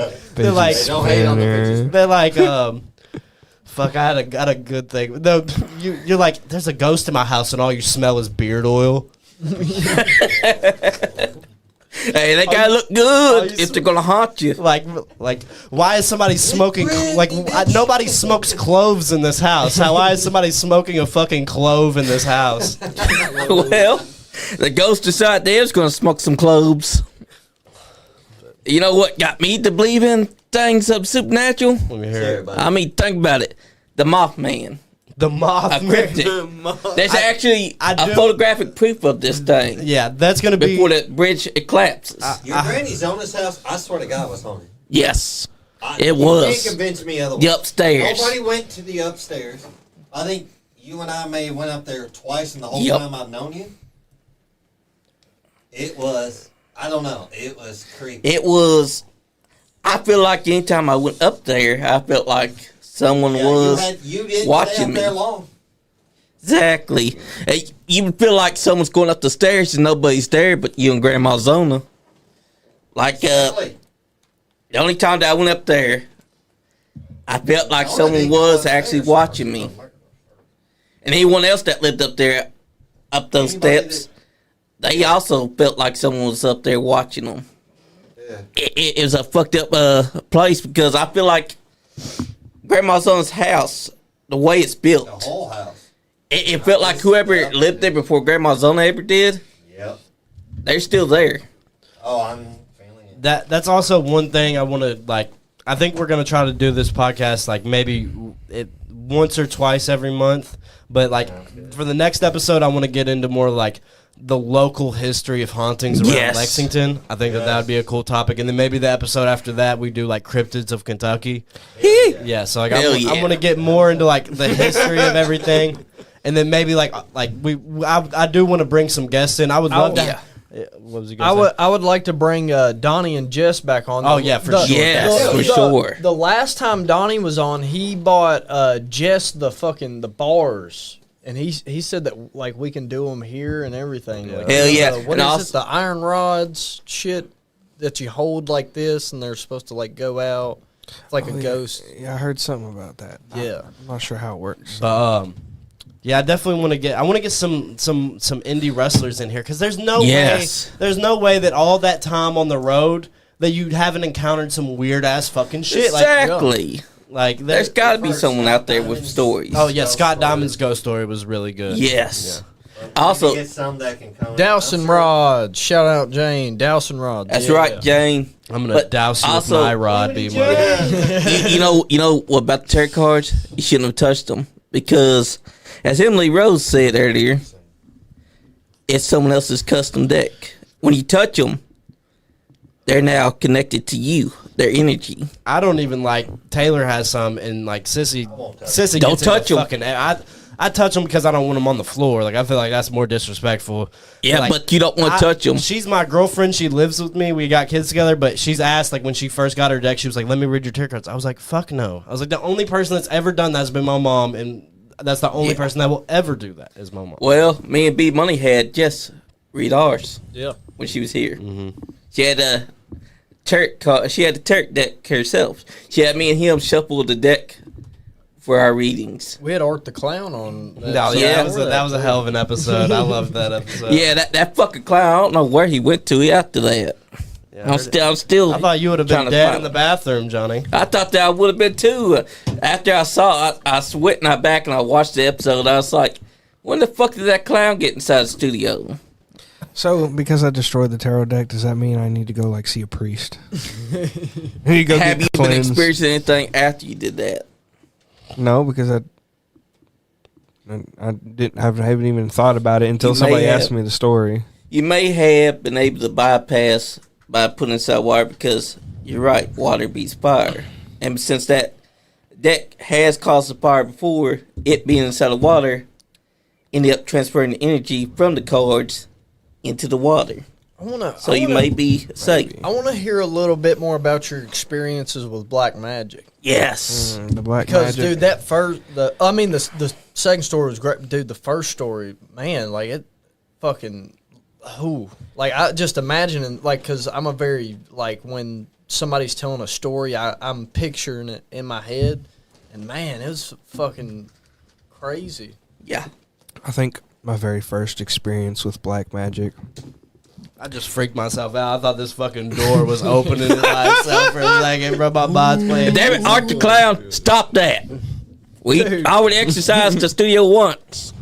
I think my first experience witnessing black magic, I was, I'll say, maybe 8 or 9. An old youngster, man. And I had went over to a friend of the family's house with my grandma and grandpa, and they are family somehow. I don't remember how they're related to us, to be honest, but I just remember going over there real young, and they had a basement with a pool table downstairs, and I remember that the pool table was down there, and all the grown-ups were talking, and there was nobody for me as a kid to talk to. So I was like, yeah, this is boring. I'm gonna go play pool. So it's like, surely, because I didn't care to be by myself. I was a pretty quiet kid anyway, so I was like, fuck it, I'll go play pool by myself. I go downstairs, come around the corner, and suddenly there's 4 people circled around the pool table, and I'm like, I've never seen you 4 people before. Who the hell are you? Oh, shit. I didn't say anything, though, because I'm just a little kid. I'm just thinking this in my head, like, who the fuck are you people? And they were 4 darkly attired, three guys and a girl, and they were all in these dark attires, like almost like robes. And the guy that seemed to be the leader of these 4 people had a hood on. He had a hood up, like a robe hood, you know. And I thought it was a little bit odd that these 4 people weren't playing pool, but they were on each perfect side, squarely around the pool table, and they all turned and looked at me at the same time, and we didn't exchange a fucking word. Not a word did we exchange. Little 8-year-old me and a bunch of, I don't know, anywhere from 18 to 20-year-old people chilling around this table never seen before. No idea. Don't think they're family. But they look at me. I look at them. We say nothing. I go and sit down on the couch because I'm now intrigued at this point. They didn't tell me I had to leave, so I'm like, fuck it. I'll go sit. We're trying to sacrifice a raccoon, and here comes somebody's bitch ass kid coming to fucking play in the pool. You should have shot a couple cues while they were doing this. Their first thoughts would have been, this motherfucker's interrupting our sacrificial lamb. We're going to stare at him. Maybe he'll leave. Nope. He instead goes, nope, I'm going to just I got my sit right Game Boy right here. I think I'm going to watch. Yeah. And I just sat down on the couch, and I did. That's exactly what I did. I just sat down back on the couch, and I stared at each 4 of them like this. I didn't have a beard at the time. You were stroking your beard that you were going to get. His imaginary beard like, huh, what are y'all going to do now that I'm watching y'all? What are y'all doing? That's when I began to witness them. They went back to being in this squared circle around the pool table and chanting very lowly. This is when I could start to hear them chanting something. I believe it was Latin, what they were chanting, Leon, because it was not any type of English, nothing I could understand. Maybe ancient Greek, perhaps? Ancient Greek, Arabic maybe, could have been Arabic. It's more than likely Latin, though. Yeah, I was just... just from the memory of what it sounded like in those hushed tones, I think it was Latin. But they were all doing this chant together, and the main guy, he points at the girl, tells her to come over. So she does, and he whispers something to her, and they talk back and forth for a second, and then they both go to the bathroom. And I'm like, as a kid, I'm like, oh, great. I wonder what they're going to do in the bathroom. But they were only in there. They were only in there for like 15 seconds, right? And the dude comes out, and he was wearing a backpack, but now it's clear that as he's walking out, he was either taking something out or putting something into this backpack. And then he just slides it back onto his back, and they all return to the position. The girl and the guy come out. They go back to their spots on the table. The chanting resumes. That's when all 4 of them put their hands on the triangle piece that centers the balls. And as they're all chanting, they all have their hands like this. 3 fingers each on a corner or a piece of the board as they all hold it together as if we were all had our hands up. Yeah. And they chant as they close the balls together. And they're all just holding their fingers on it and chanting in this low tone. 1 second. Do you think that they were part of a pool team and they were trying to do some dark magic to win their Dark next magic tournament? pool That's victory. right. Help us win with this almighty We need to look. board. We need to look into the 2010 World Championship Yes. of pool. I think. Yes, we do. Does anybody have records on this? Can anyone confirm? Somebody was sacrificed that day and they had to forfeit, so that's why. And they let you watch because they know that you're just a kid and that no one's going to believe you. Their training, they would have. Yeah, they would have won it all if Kenny wasn't there. If it wasn't for you meddling kids. But continue. What else happened? Sorry, buddy. So I had to get that in there. I had to get that in. That's hilarious. Or it was the Undertaker because remember, always Undertaker was the the Ministry of Darkness. Latin Ministry speaking. of Darkness. But it was really Vince McMahon. Yeah. It was me, Austin. It was me all along. Dude, Christopher Daniels, but he was too damn short to fill the role. Which I'm not gonna lie. Can you confirm, Kenny? Were one of them short? Shut up, Johnny. They were of average size. I believe one of them was a shorty. Oh, Christopher Daniels. Christopher was there. Can confirm. No. So we're going back. They all had their fingers in this weird, like, triple fingered pattern where they're all holding it, but with only 3 fingers, and they're lifting this thing. They close all of the balls together, and they continue this chant for at least 2 more cycles of what sounds like the same thing. And then they begin to slowly lift this triangle up towards the air, continuing the chant. And they're all just holding the triangle above the table, chanting.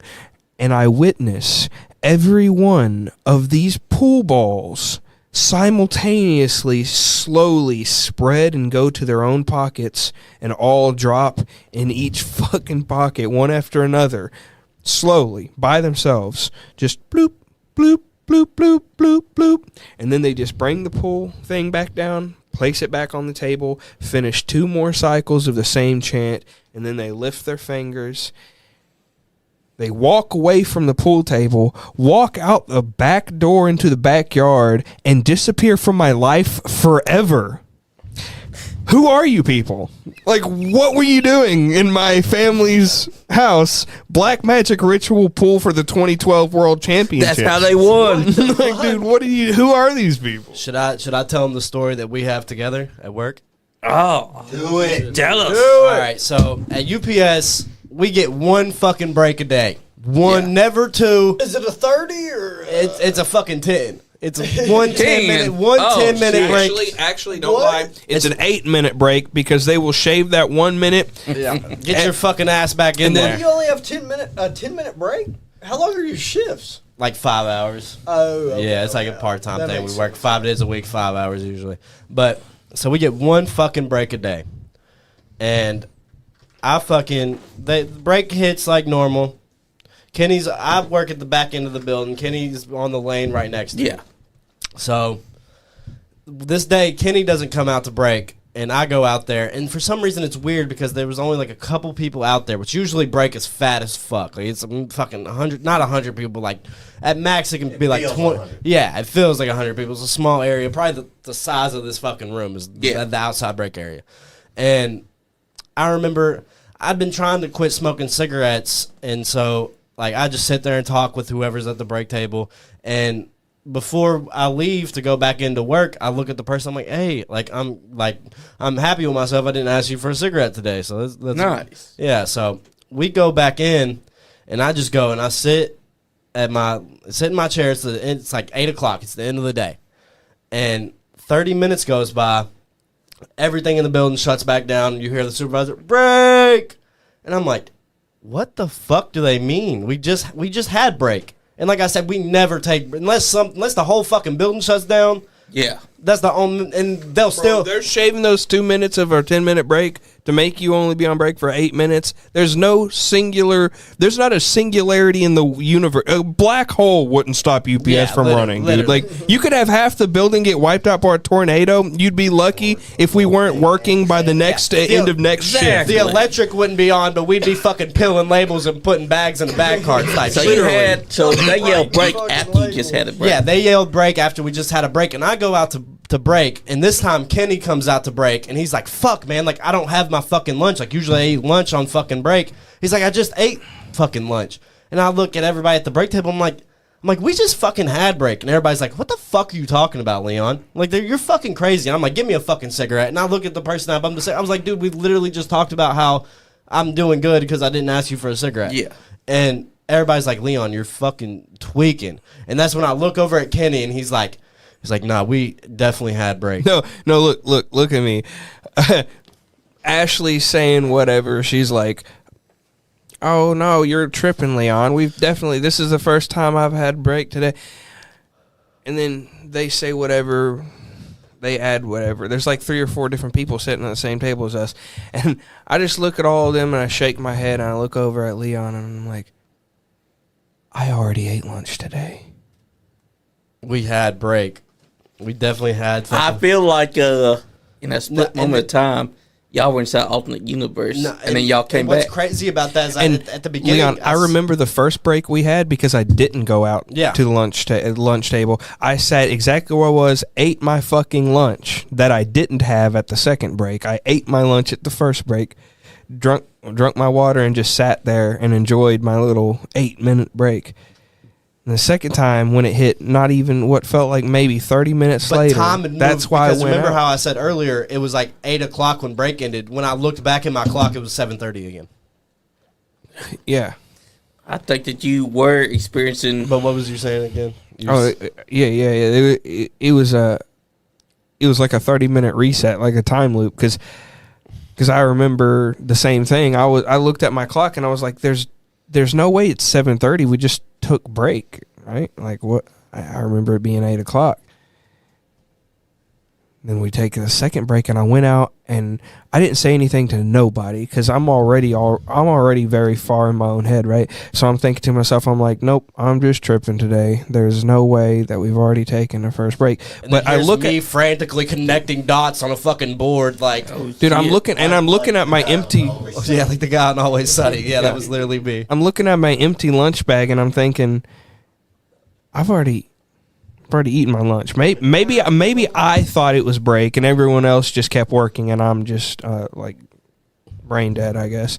But then I'm sitting out there, and Leon's connecting the dots. And everyone else like, no, we haven't taken break. I'm like, no, we very much have taken break. That 30-minute recycle, I could feel it. Like, you ever felt a deja vu event where everything just starts to like tilt? Like, dude, that guy's gonna walk out here right now. That guy's gonna walk out this door right now, and he's gonna fucking open up his pack of cigarettes. He's gonna light it. Like, I remember I said something to that extent. And that's not, holy shit, dude. I remember that because you looked at Ashley and you're like, Ashley, I'm not tripping. Kat, you just heard Kat agree with me, right? And Leon said, Kat, he's that dude. He's about to walk out here and light up a cigarette. And I looked at Leon and I was like, I've already eaten my lunch. Let's see what happens. And they don't know. They have no fucking idea what we're talking about. They're like, blah, blah, yeah, blah, they're blah, at this point. At this point, they're just mummering along with their own fucking world of life events and all a bunch of fucking politic and all this fucking workplace sucks. Yeah. Fucking douchebag McGee done fucking blew up the bathroom. Like, everybody's just talking about whatever they want to fucking talk about. Me and Kenny are still just like, They have no idea, right? And that's when dude kicks the door open, slides out to the left, pulls out a smoke, lights it up, and I look over at Leon. I'm like, "Yep, there's something up today, buddy." yeah. I put this on my fucking kids that this happened. Like this, like all the other ghost shit, it can be debunked here and there, whatever. But that shit, weirdest experience of my life. I think that y'all experienced a time loop because y'all know that y'all had a break. That deja vu feeling coming back in was very strong because I was like, I've already done this work, and now I'm doing literally The same exactly the same thing. And then the supervisor, I was like, oh, she's going to come say the same fucking thing to me.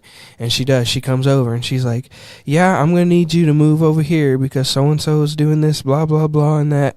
And I was like, I just stared at her like she was a ghost. I just fucking stared through her like this. And what was even weirder is, like, you know how he said that, like, there was a 30 minutes in between the first break to the second. Yeah. I don't remember anything that happened in that 30-minute period between the first and the second. I remember I went over to my chair because I got a fucking rolly chair back there, and I just sat in it, played on my phone. It was like blank. It was like fucking blackout. Like, nothing happened in that 30-minute period, and then we're just back at break. Yeah. Weirdest experience of my fucking life. And you were there to be there with me, so that was pretty cool. I feel like it was a time loop that both y'all experienced. I think we'd still be stuck in that time loop if he didn't come out there and be like, hey, yeah, this definitely happened. Like, yeah, no, Leon was like absolutely spiraling, and I'm just so used to like just world-ending events that I just looked at Leon and I was like, yeah, we are in fact in a deja vu event right now. I guarantee you, when we go back inside, same thing's going to happen. We were actively walking inside. I said, Leon, when you go back over there, whatever happened is about to happen again. And he was like, I know what you mean. It's like, now, I remember distinctly, we were talking about it on the way back to our positions, and you were like, you're like, I don't give a fuck about if it happens again. I'm just mad that I have to do the same amount of fucking work. Yeah. That too. I was on that energy. I was thinking about it. I was like, it's going to happen all again. And I was like, what pisses me off most about it is I have to do this fucking same amount of work again. He's like we were supposed to be going home right now. Yeah, I mean, by my logic and time, I would be fucking leaving right now. But we're Emily like, Rose said this about y'all's experience. She said that what that sounds like is deja vu. Some people believe that that's where two universes connects. So you and another universe just did that, and you and our universe is now doing it. If that makes sense. It did feel like that. It felt like for me and Leon to experience it at the same time. we were the only people to be like, yeah, like something's off here. The rest of you fucking dimwits. No one else was experiencing. Like they were just lost in their own little universe. Yeah, they were like, nothing changed with anybody else but me duh. and Kenny that night, bro. Yep. Yeah, Cause y'all experiencing. that Where was you you from at there. on the first break though? Did you he was sitting. I remember distinctly walking out to the break table and seeing him just like sitting on a thing of totes, just like eating his lunch. Yeah, I mean, With nobody else on the lane either, because when we go to break, everybody just scatters, basically. Yeah, I remember when the first break hit, I didn't even leave my area because it was like we were getting slammed that day. That's why I was also so pissed off. I was like, I got to do the same amount of fucking work. Getting fucking slammed. And I was like, I'm not even going to make it. You already know they're cutting those 2 minutes off our fucking 10-minute break, right? So I sat right down on that lane and start eating my lunch. That's why I clearly remember I fucking ate I had very little that day. So I just ate my little PB&J and my little chips or whatever it was.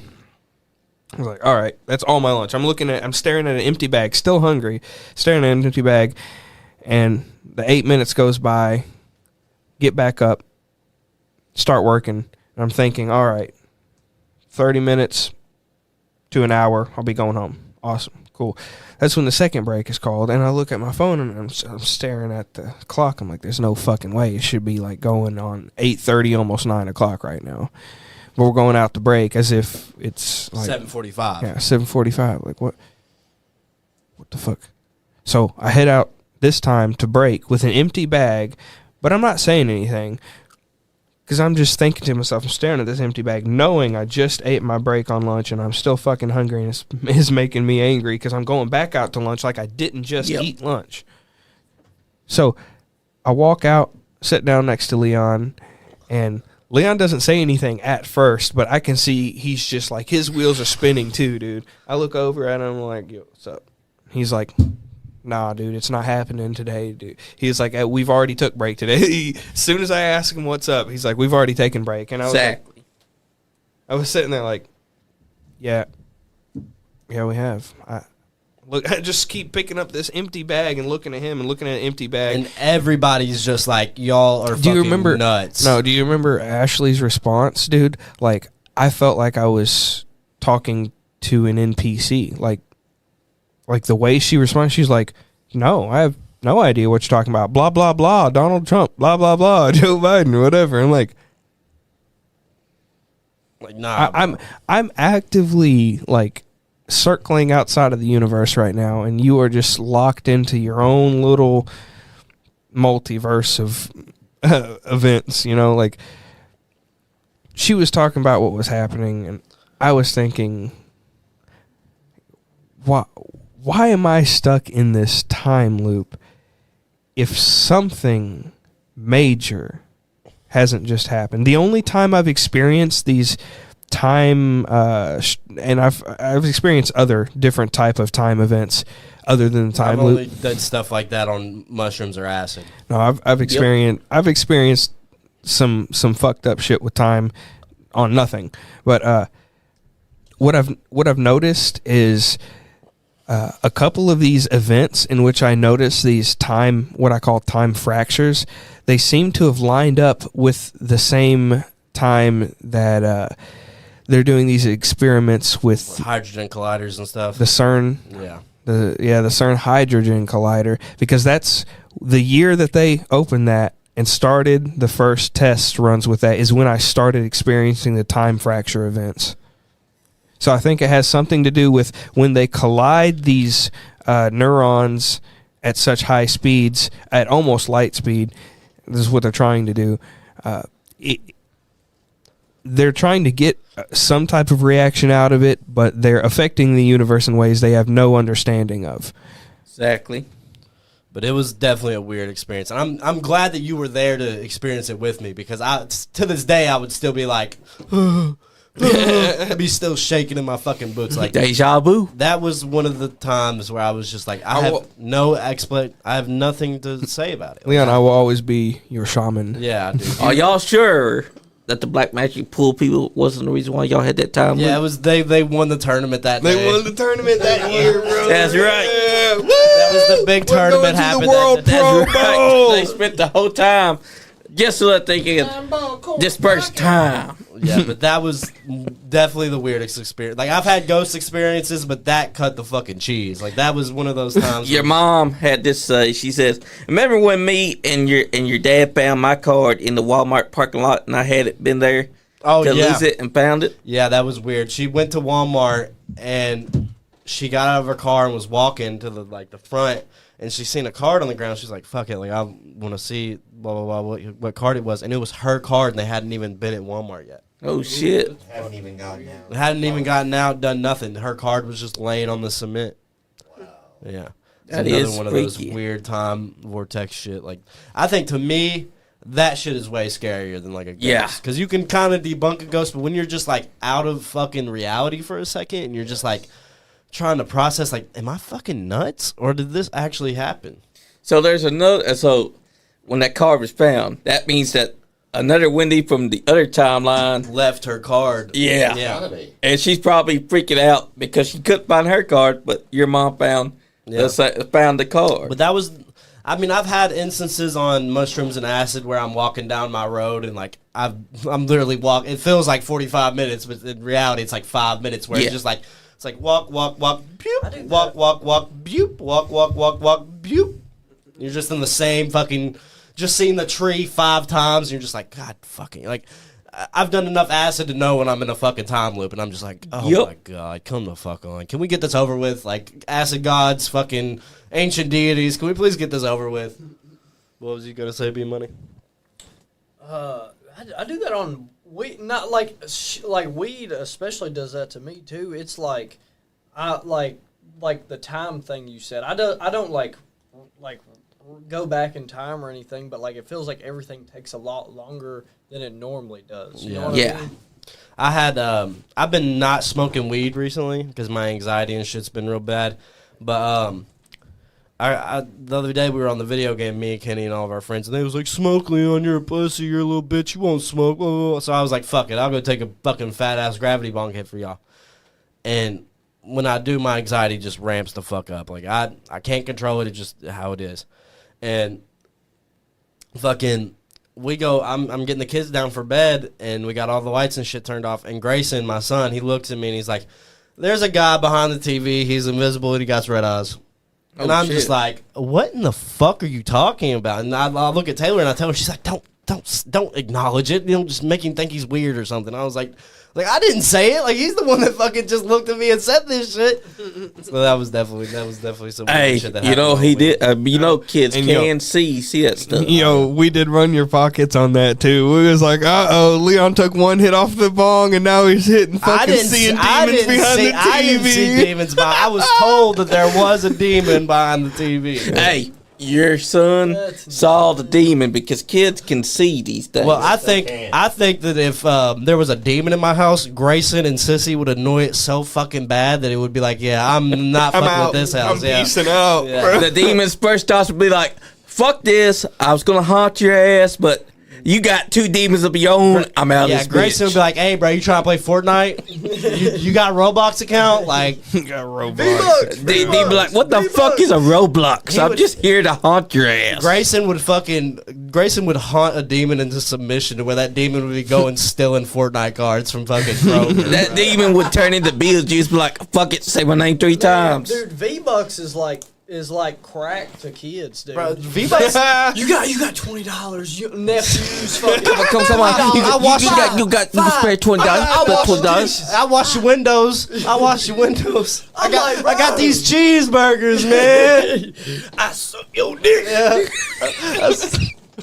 Yeah, Man, I just want to play my Roblox. Come on. $10 V-Bucks. Come on, $20 for V-Bucks. Yeah, baby. I need the Ninja Turtles. I need the new Jordans just came out on Fortnite. Bro, what do you need Jordans on Fortnite? I bought, bro. I'm a sucker. I bought Jordans on Fortnite. I did. That's crazy. Those But I'm a grown up and I have grown up money. yeah, facts. And I actually got the pair in real life. Nice. I got the pair in real. Earned by V-Bucks. The way that I am on Fortnite with Jordans, if I got the pair in real life, I'll buy them on Fortnite. Nice. I mean, you got to. So does anybody Make your character look good. anybody got a last story that we want to end on. I think we've been in here for I like an think- hour 40. I think we need to give it to this man. Yeah, Kenny's got all the stuff. Yes. Give us your cream of the crop, brother.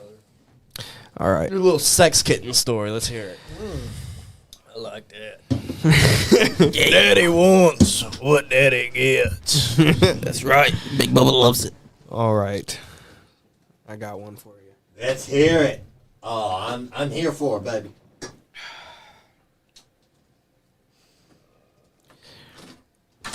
There he is. I did to get a water.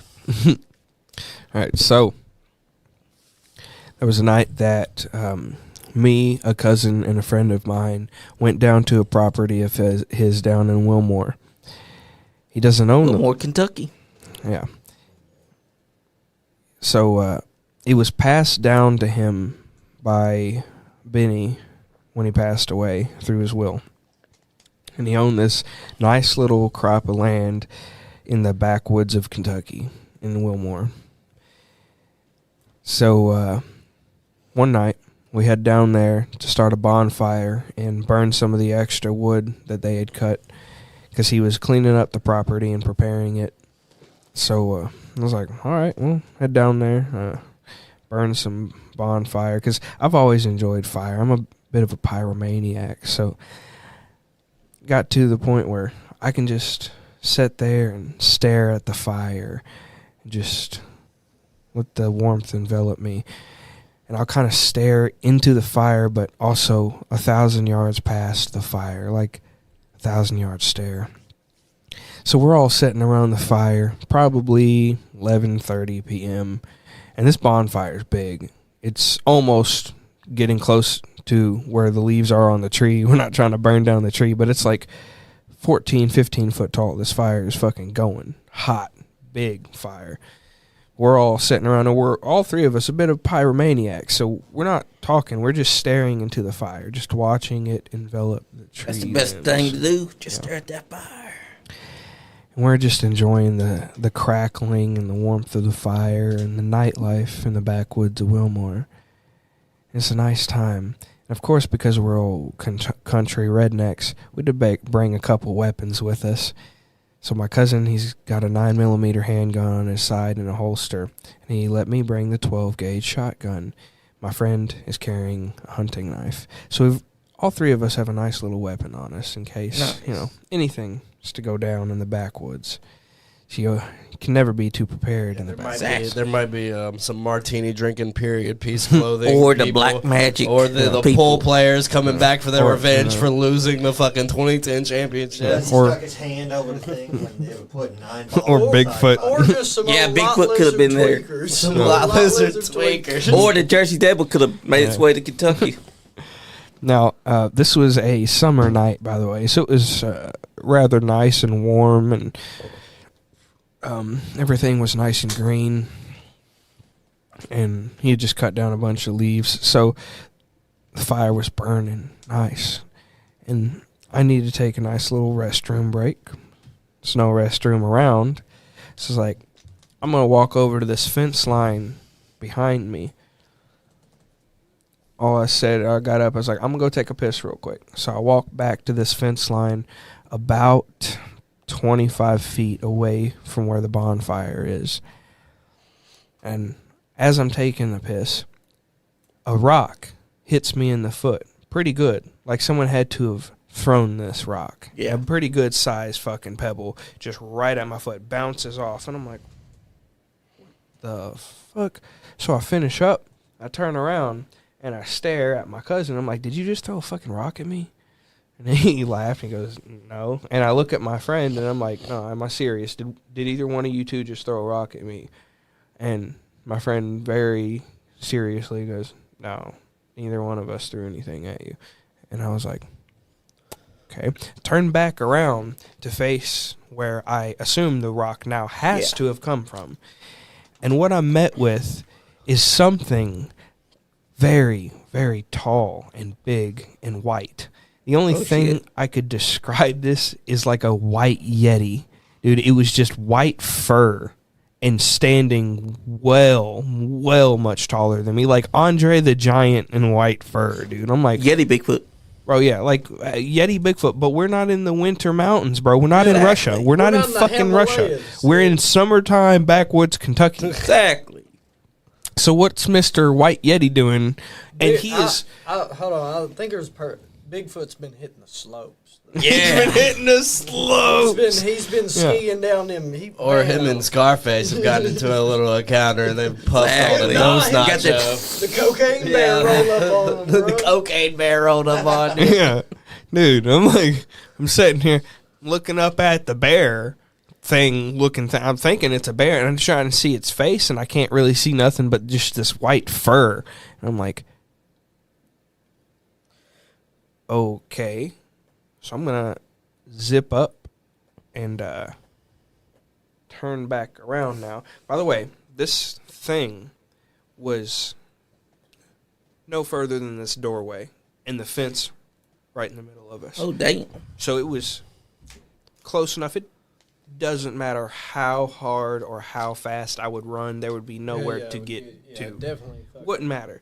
So I just look up at this thing that had just watched me take a piss on its feet. He just wanted a little suckle.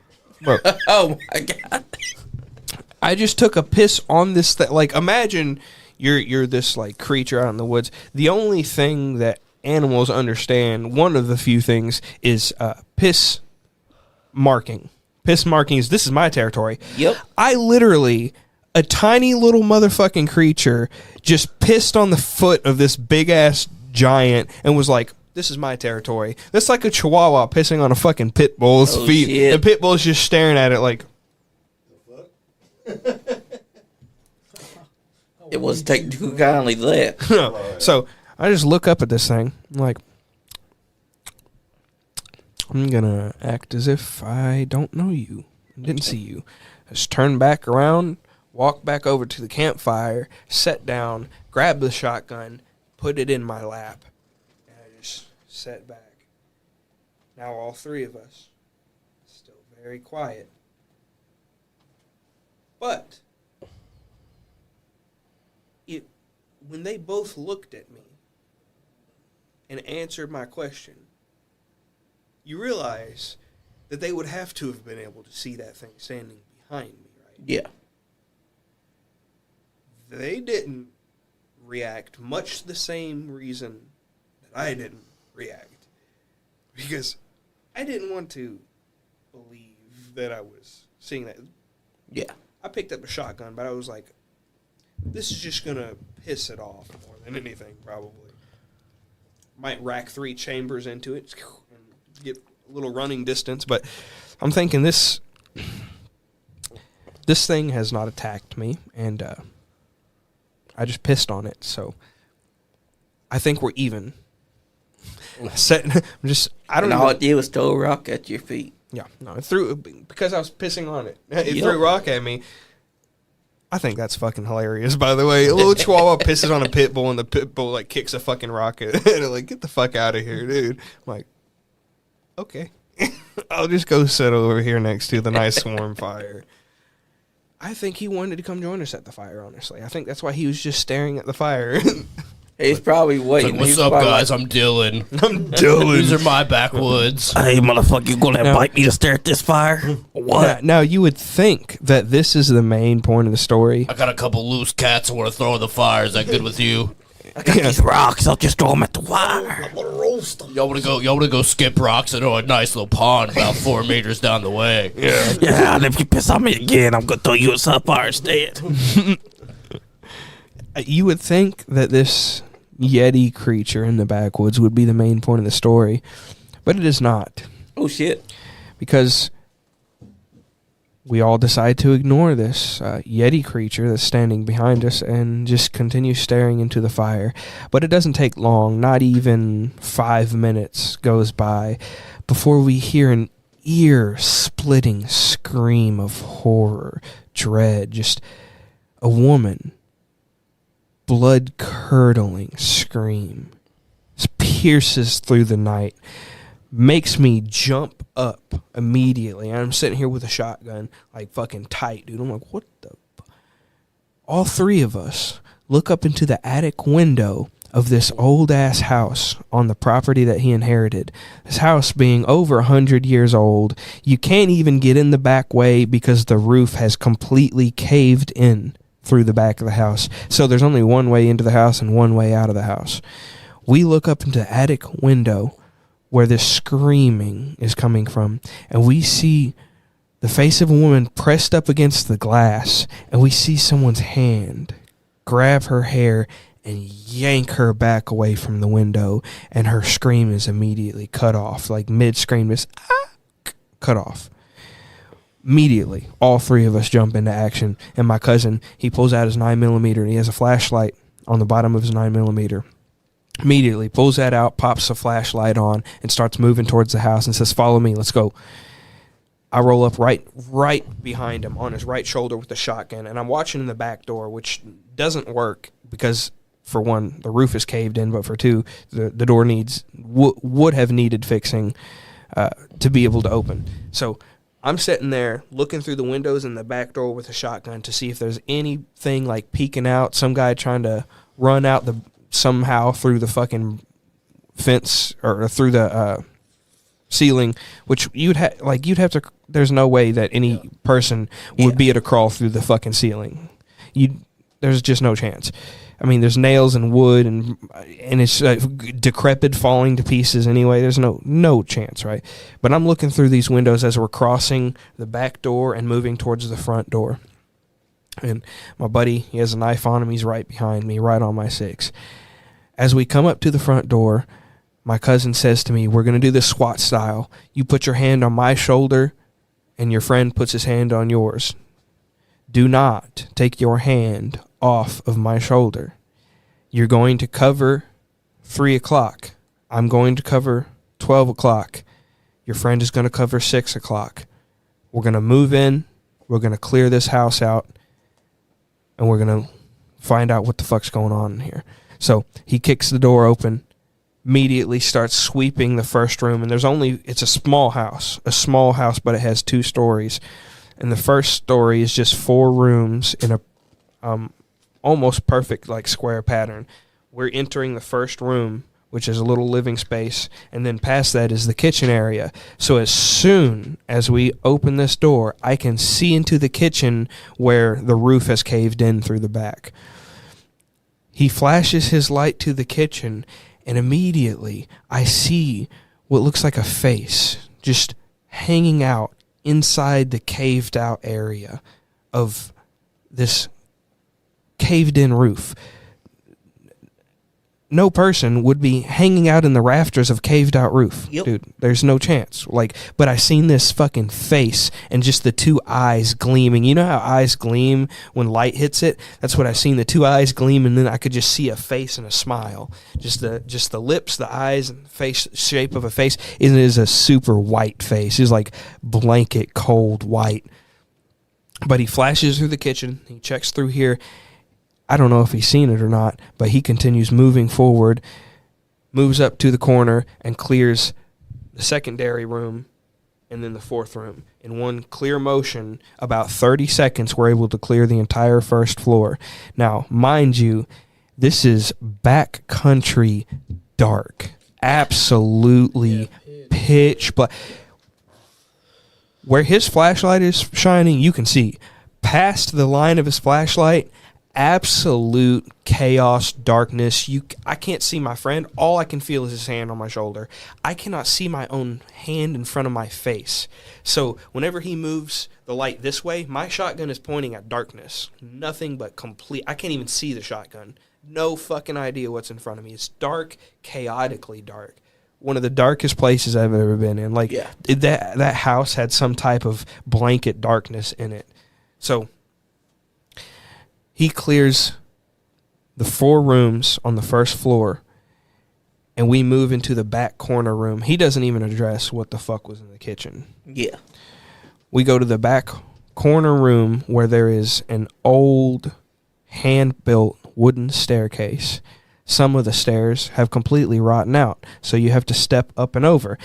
The second stair completely rotted out, not even there. The third stair cracked all through the middle and looks like if you put too much weight on it, it'll just snap right through. So you got stair 1, you can step on it. Stair 2, nothing.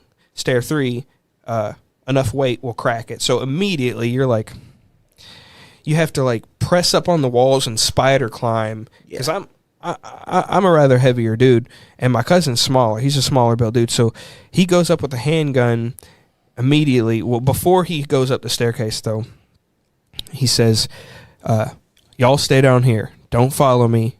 Stand right next to each other. Don't move. Stay in this room. And I was like, fuck, I don't want to fucking stay down here, but all right. I don't want to stay in the darkness where I can't see jack shit from nothing, but all right. So he takes the handgun and he goes up the staircase, and he's lightweight and quick and small. So plus he's only carrying a handgun. He's able to get up the staircase rather quick. And when he gets to the top, all I hear from him, and before I quote this, he's always been a very spiritual, religious person. Yeah. Never heard him cuss before this. Never once heard him say a bad word, not even damn. Like, the most he'd be like, dang it, you know? Like, I hear him get to the top of the stairs, and he said, what the fuck? And I was like, what? What's going on? Are you okay? Are you good? What's going on? No answer. I'm like, fuck, dude. I'm sitting here with my buddy, and like 10 seconds more of just silence goes by, and he's standing up there by himself. The only light is produced that's in that attic. I'm like, fuck, I can't sit here any longer. I'm going to see what the fuck's going on up there. I told my buddy, I say, you stand here, don't move, I'm going up. I take the shotgun, and I one hand and I lean it against the wall with one hand, and I use my other hand to press up against the wall so that I can hop up and try my best not even to use much weight on the third stair. So I like push up, put a little bit of weight on the third, and jump to the fourth, basically. I do a big hop to the fourth stair. And luckily, didn't fucking go through the damn staircase on my way up. So I get up to the top, and now the only thing you can see is his waist down, because he's dropped the handgun like this, and it's just pointing at the ground. So you can see his waist, and then you can see the ground and the area around where the light protrudes through the attic. Yeah. What I seen when I got to the top of the staircase, immediately, I seen a bed upside down, flipped over, the bottom pieces all pointing up towards the fucking sky, pillows and blankets flung about, scattered all over the place. And I see my cousin just standing there in complete and catatonic state, unmoving, unspeaking, just light, staring at the floor, looking at what's going on around. So I'm like, well, I can't be having this. So I tap him on the shoulder, like tap, tap, tap, and he doesn't move. So I'm like, all right, well, I'm going to step past you. Don't fucking shoot me. So I had a shotgun. I was like, I'm right here. I'm going to step past you. And what was in front of me was the brick chimney, and behind the brick chimney, hidden, was the window in which we saw the girl's face get yoinked away. So at this point, we have not completely cleared the attic. You can't see the window. He just got to the staircase, seen everything flipped, and went catatonic. Oh, shit. And I'm afraid he might snap out and, like, shoot me in the darkness or something. So I walk up, I'm like, John, hey, you good? Look, I'm gonna move past you, all right? I'm gonna move past you. I'm gonna check past this brick chimney. Don't shoot me, all right? Doesn't say fuck all, not a damn word to me. So I pull up the shotgun, and with a little bit of light that's just beaming off the ground, I move up and I clear, and I can see the window. I don't see nobody in there. And I clear the rest behind the chimney. Like, fuck, there's nobody up here. So I walk up, and I'm staring at the glass where her face was, and I can see fingerprints on the glass. So I'm looking at the fingerprints, and I just move my hand out, and I put my hand right on the fingerprints, just like that. Touch these fingerprints, and a fucking loud boom echoes from the first floor, like somebody just knocked over an old ancient cabinet full of shit, dude. Like Holy shit. it sounded like a football player. Like it sounded like the Kool-Aid man just busted through the fucking door. Yeah. Like I'm like, what in the fuck was that? It was so loud, it broke him out of his catatonic state. The guy that wouldn't respond to me for shit. Yep. Yeah. I come back around the chimney, and he's already going down the staircase with a flashlight and the gun like this. I just immediately see him going into action down the staircase. I'm like, oh, fuck, okay.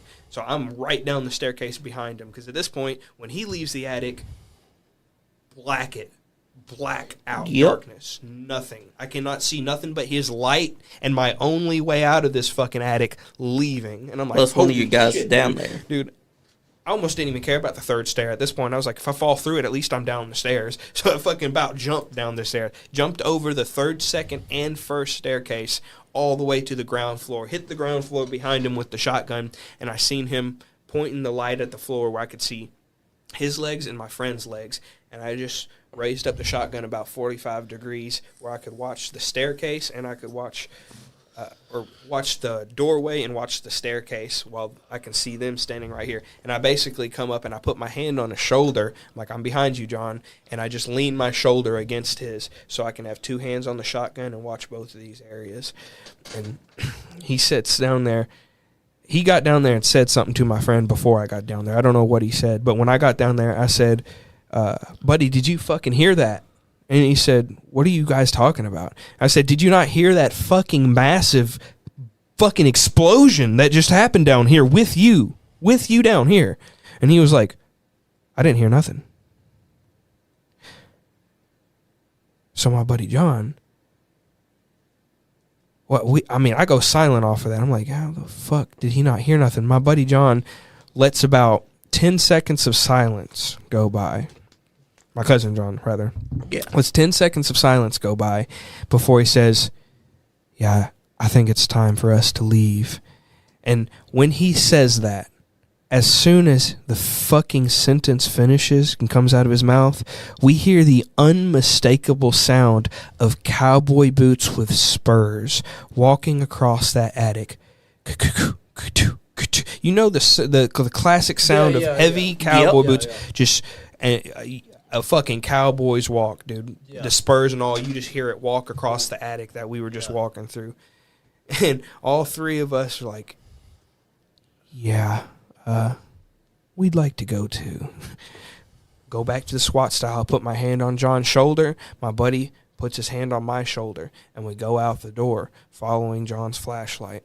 Get back in the car, and that was the quietest drive home I've ever had. We all just sat in fucking silence. But to cap it off, I did have a talk with my friend afterwards, and somehow I found out that he didn't put his hand on my shoulder on the way out. He said he said he just followed the light out. I don't think he said that to like try and further, because this was already a pretty fucking sketchy story to begin with. I don't think he said that to try and freak me out or anything, because I don't freak out easy anyway. But I just thought about it. It's like, strange. yeah, a little bit strange. Like the whole fucking thing was quite strange. You experienced apparition putting his hand on his shoulder. Maybe he's trying to follow me home. Trying to I follow me think out. so. But look at this. Also, I talked to my cousin after that about the event, and I asked him, I was like, what did you think about that night? You remember that, right? The woman and the white Yeti, and we went and cleared through that house and everything. And he went cold white. I seen the color flush from his face, and he didn't even respond to me. 2 months later, he had the place up for sale. 6 months later, it was gone. No longer in his possession. He didn't spend another night at that place after that night, and he hasn't talked to me about it since. Hasn't said a fucking word to me about that night. In fact, he goes cold white whenever I mention it. Oh, damn. All right. He saw something that made him. When he go went that up there catatonic. alone, bro, I don't know what the fuck he seen when he went up there alone, but he won't talk to me about what he seen when he went up there. All right. Well, Johnny, you ready to sign off, my guy? Yep. After a night of supernatural and We experiences didn't that get we've much all sipping. had. I'm kind of hungover today, so. But Yes, shout he out is. Sazerac Rye. I'm going to be in New Orleans next week, so thanks, my buddy. Bmoney, thank you for coming as well. Yeah, thank you, Bmoney, for coming. Kenny, thank you for coming, brother. Thank you for coming, Kenny, Sean Johns, Johnny Lee. And I think next episode I'm gonna have some. I'm gonna do some notes taken, and we're gonna talk about like history of Lexington. yes, we hauntings. will, because there's a lot of haunted places here in Kentucky, especially Lexington, Yeah. that no one ever talks about. Yeah, so that'll be the next episode. But Like, if you go on YouTube right now, you can actually look up where they're talking about these haunted places Right. here in Lexington. I think that'll be the next episode. But with that, Leon Lexington signing off. I sip up with the Supernatural episode 1, done and dusted. When we Black do Kitty episode 2, Cat, we'll the let Black you know. Snack, signing out. That's right. And if you ain't having fun, You ain't getting none. damn Skippy. Yeet yeet.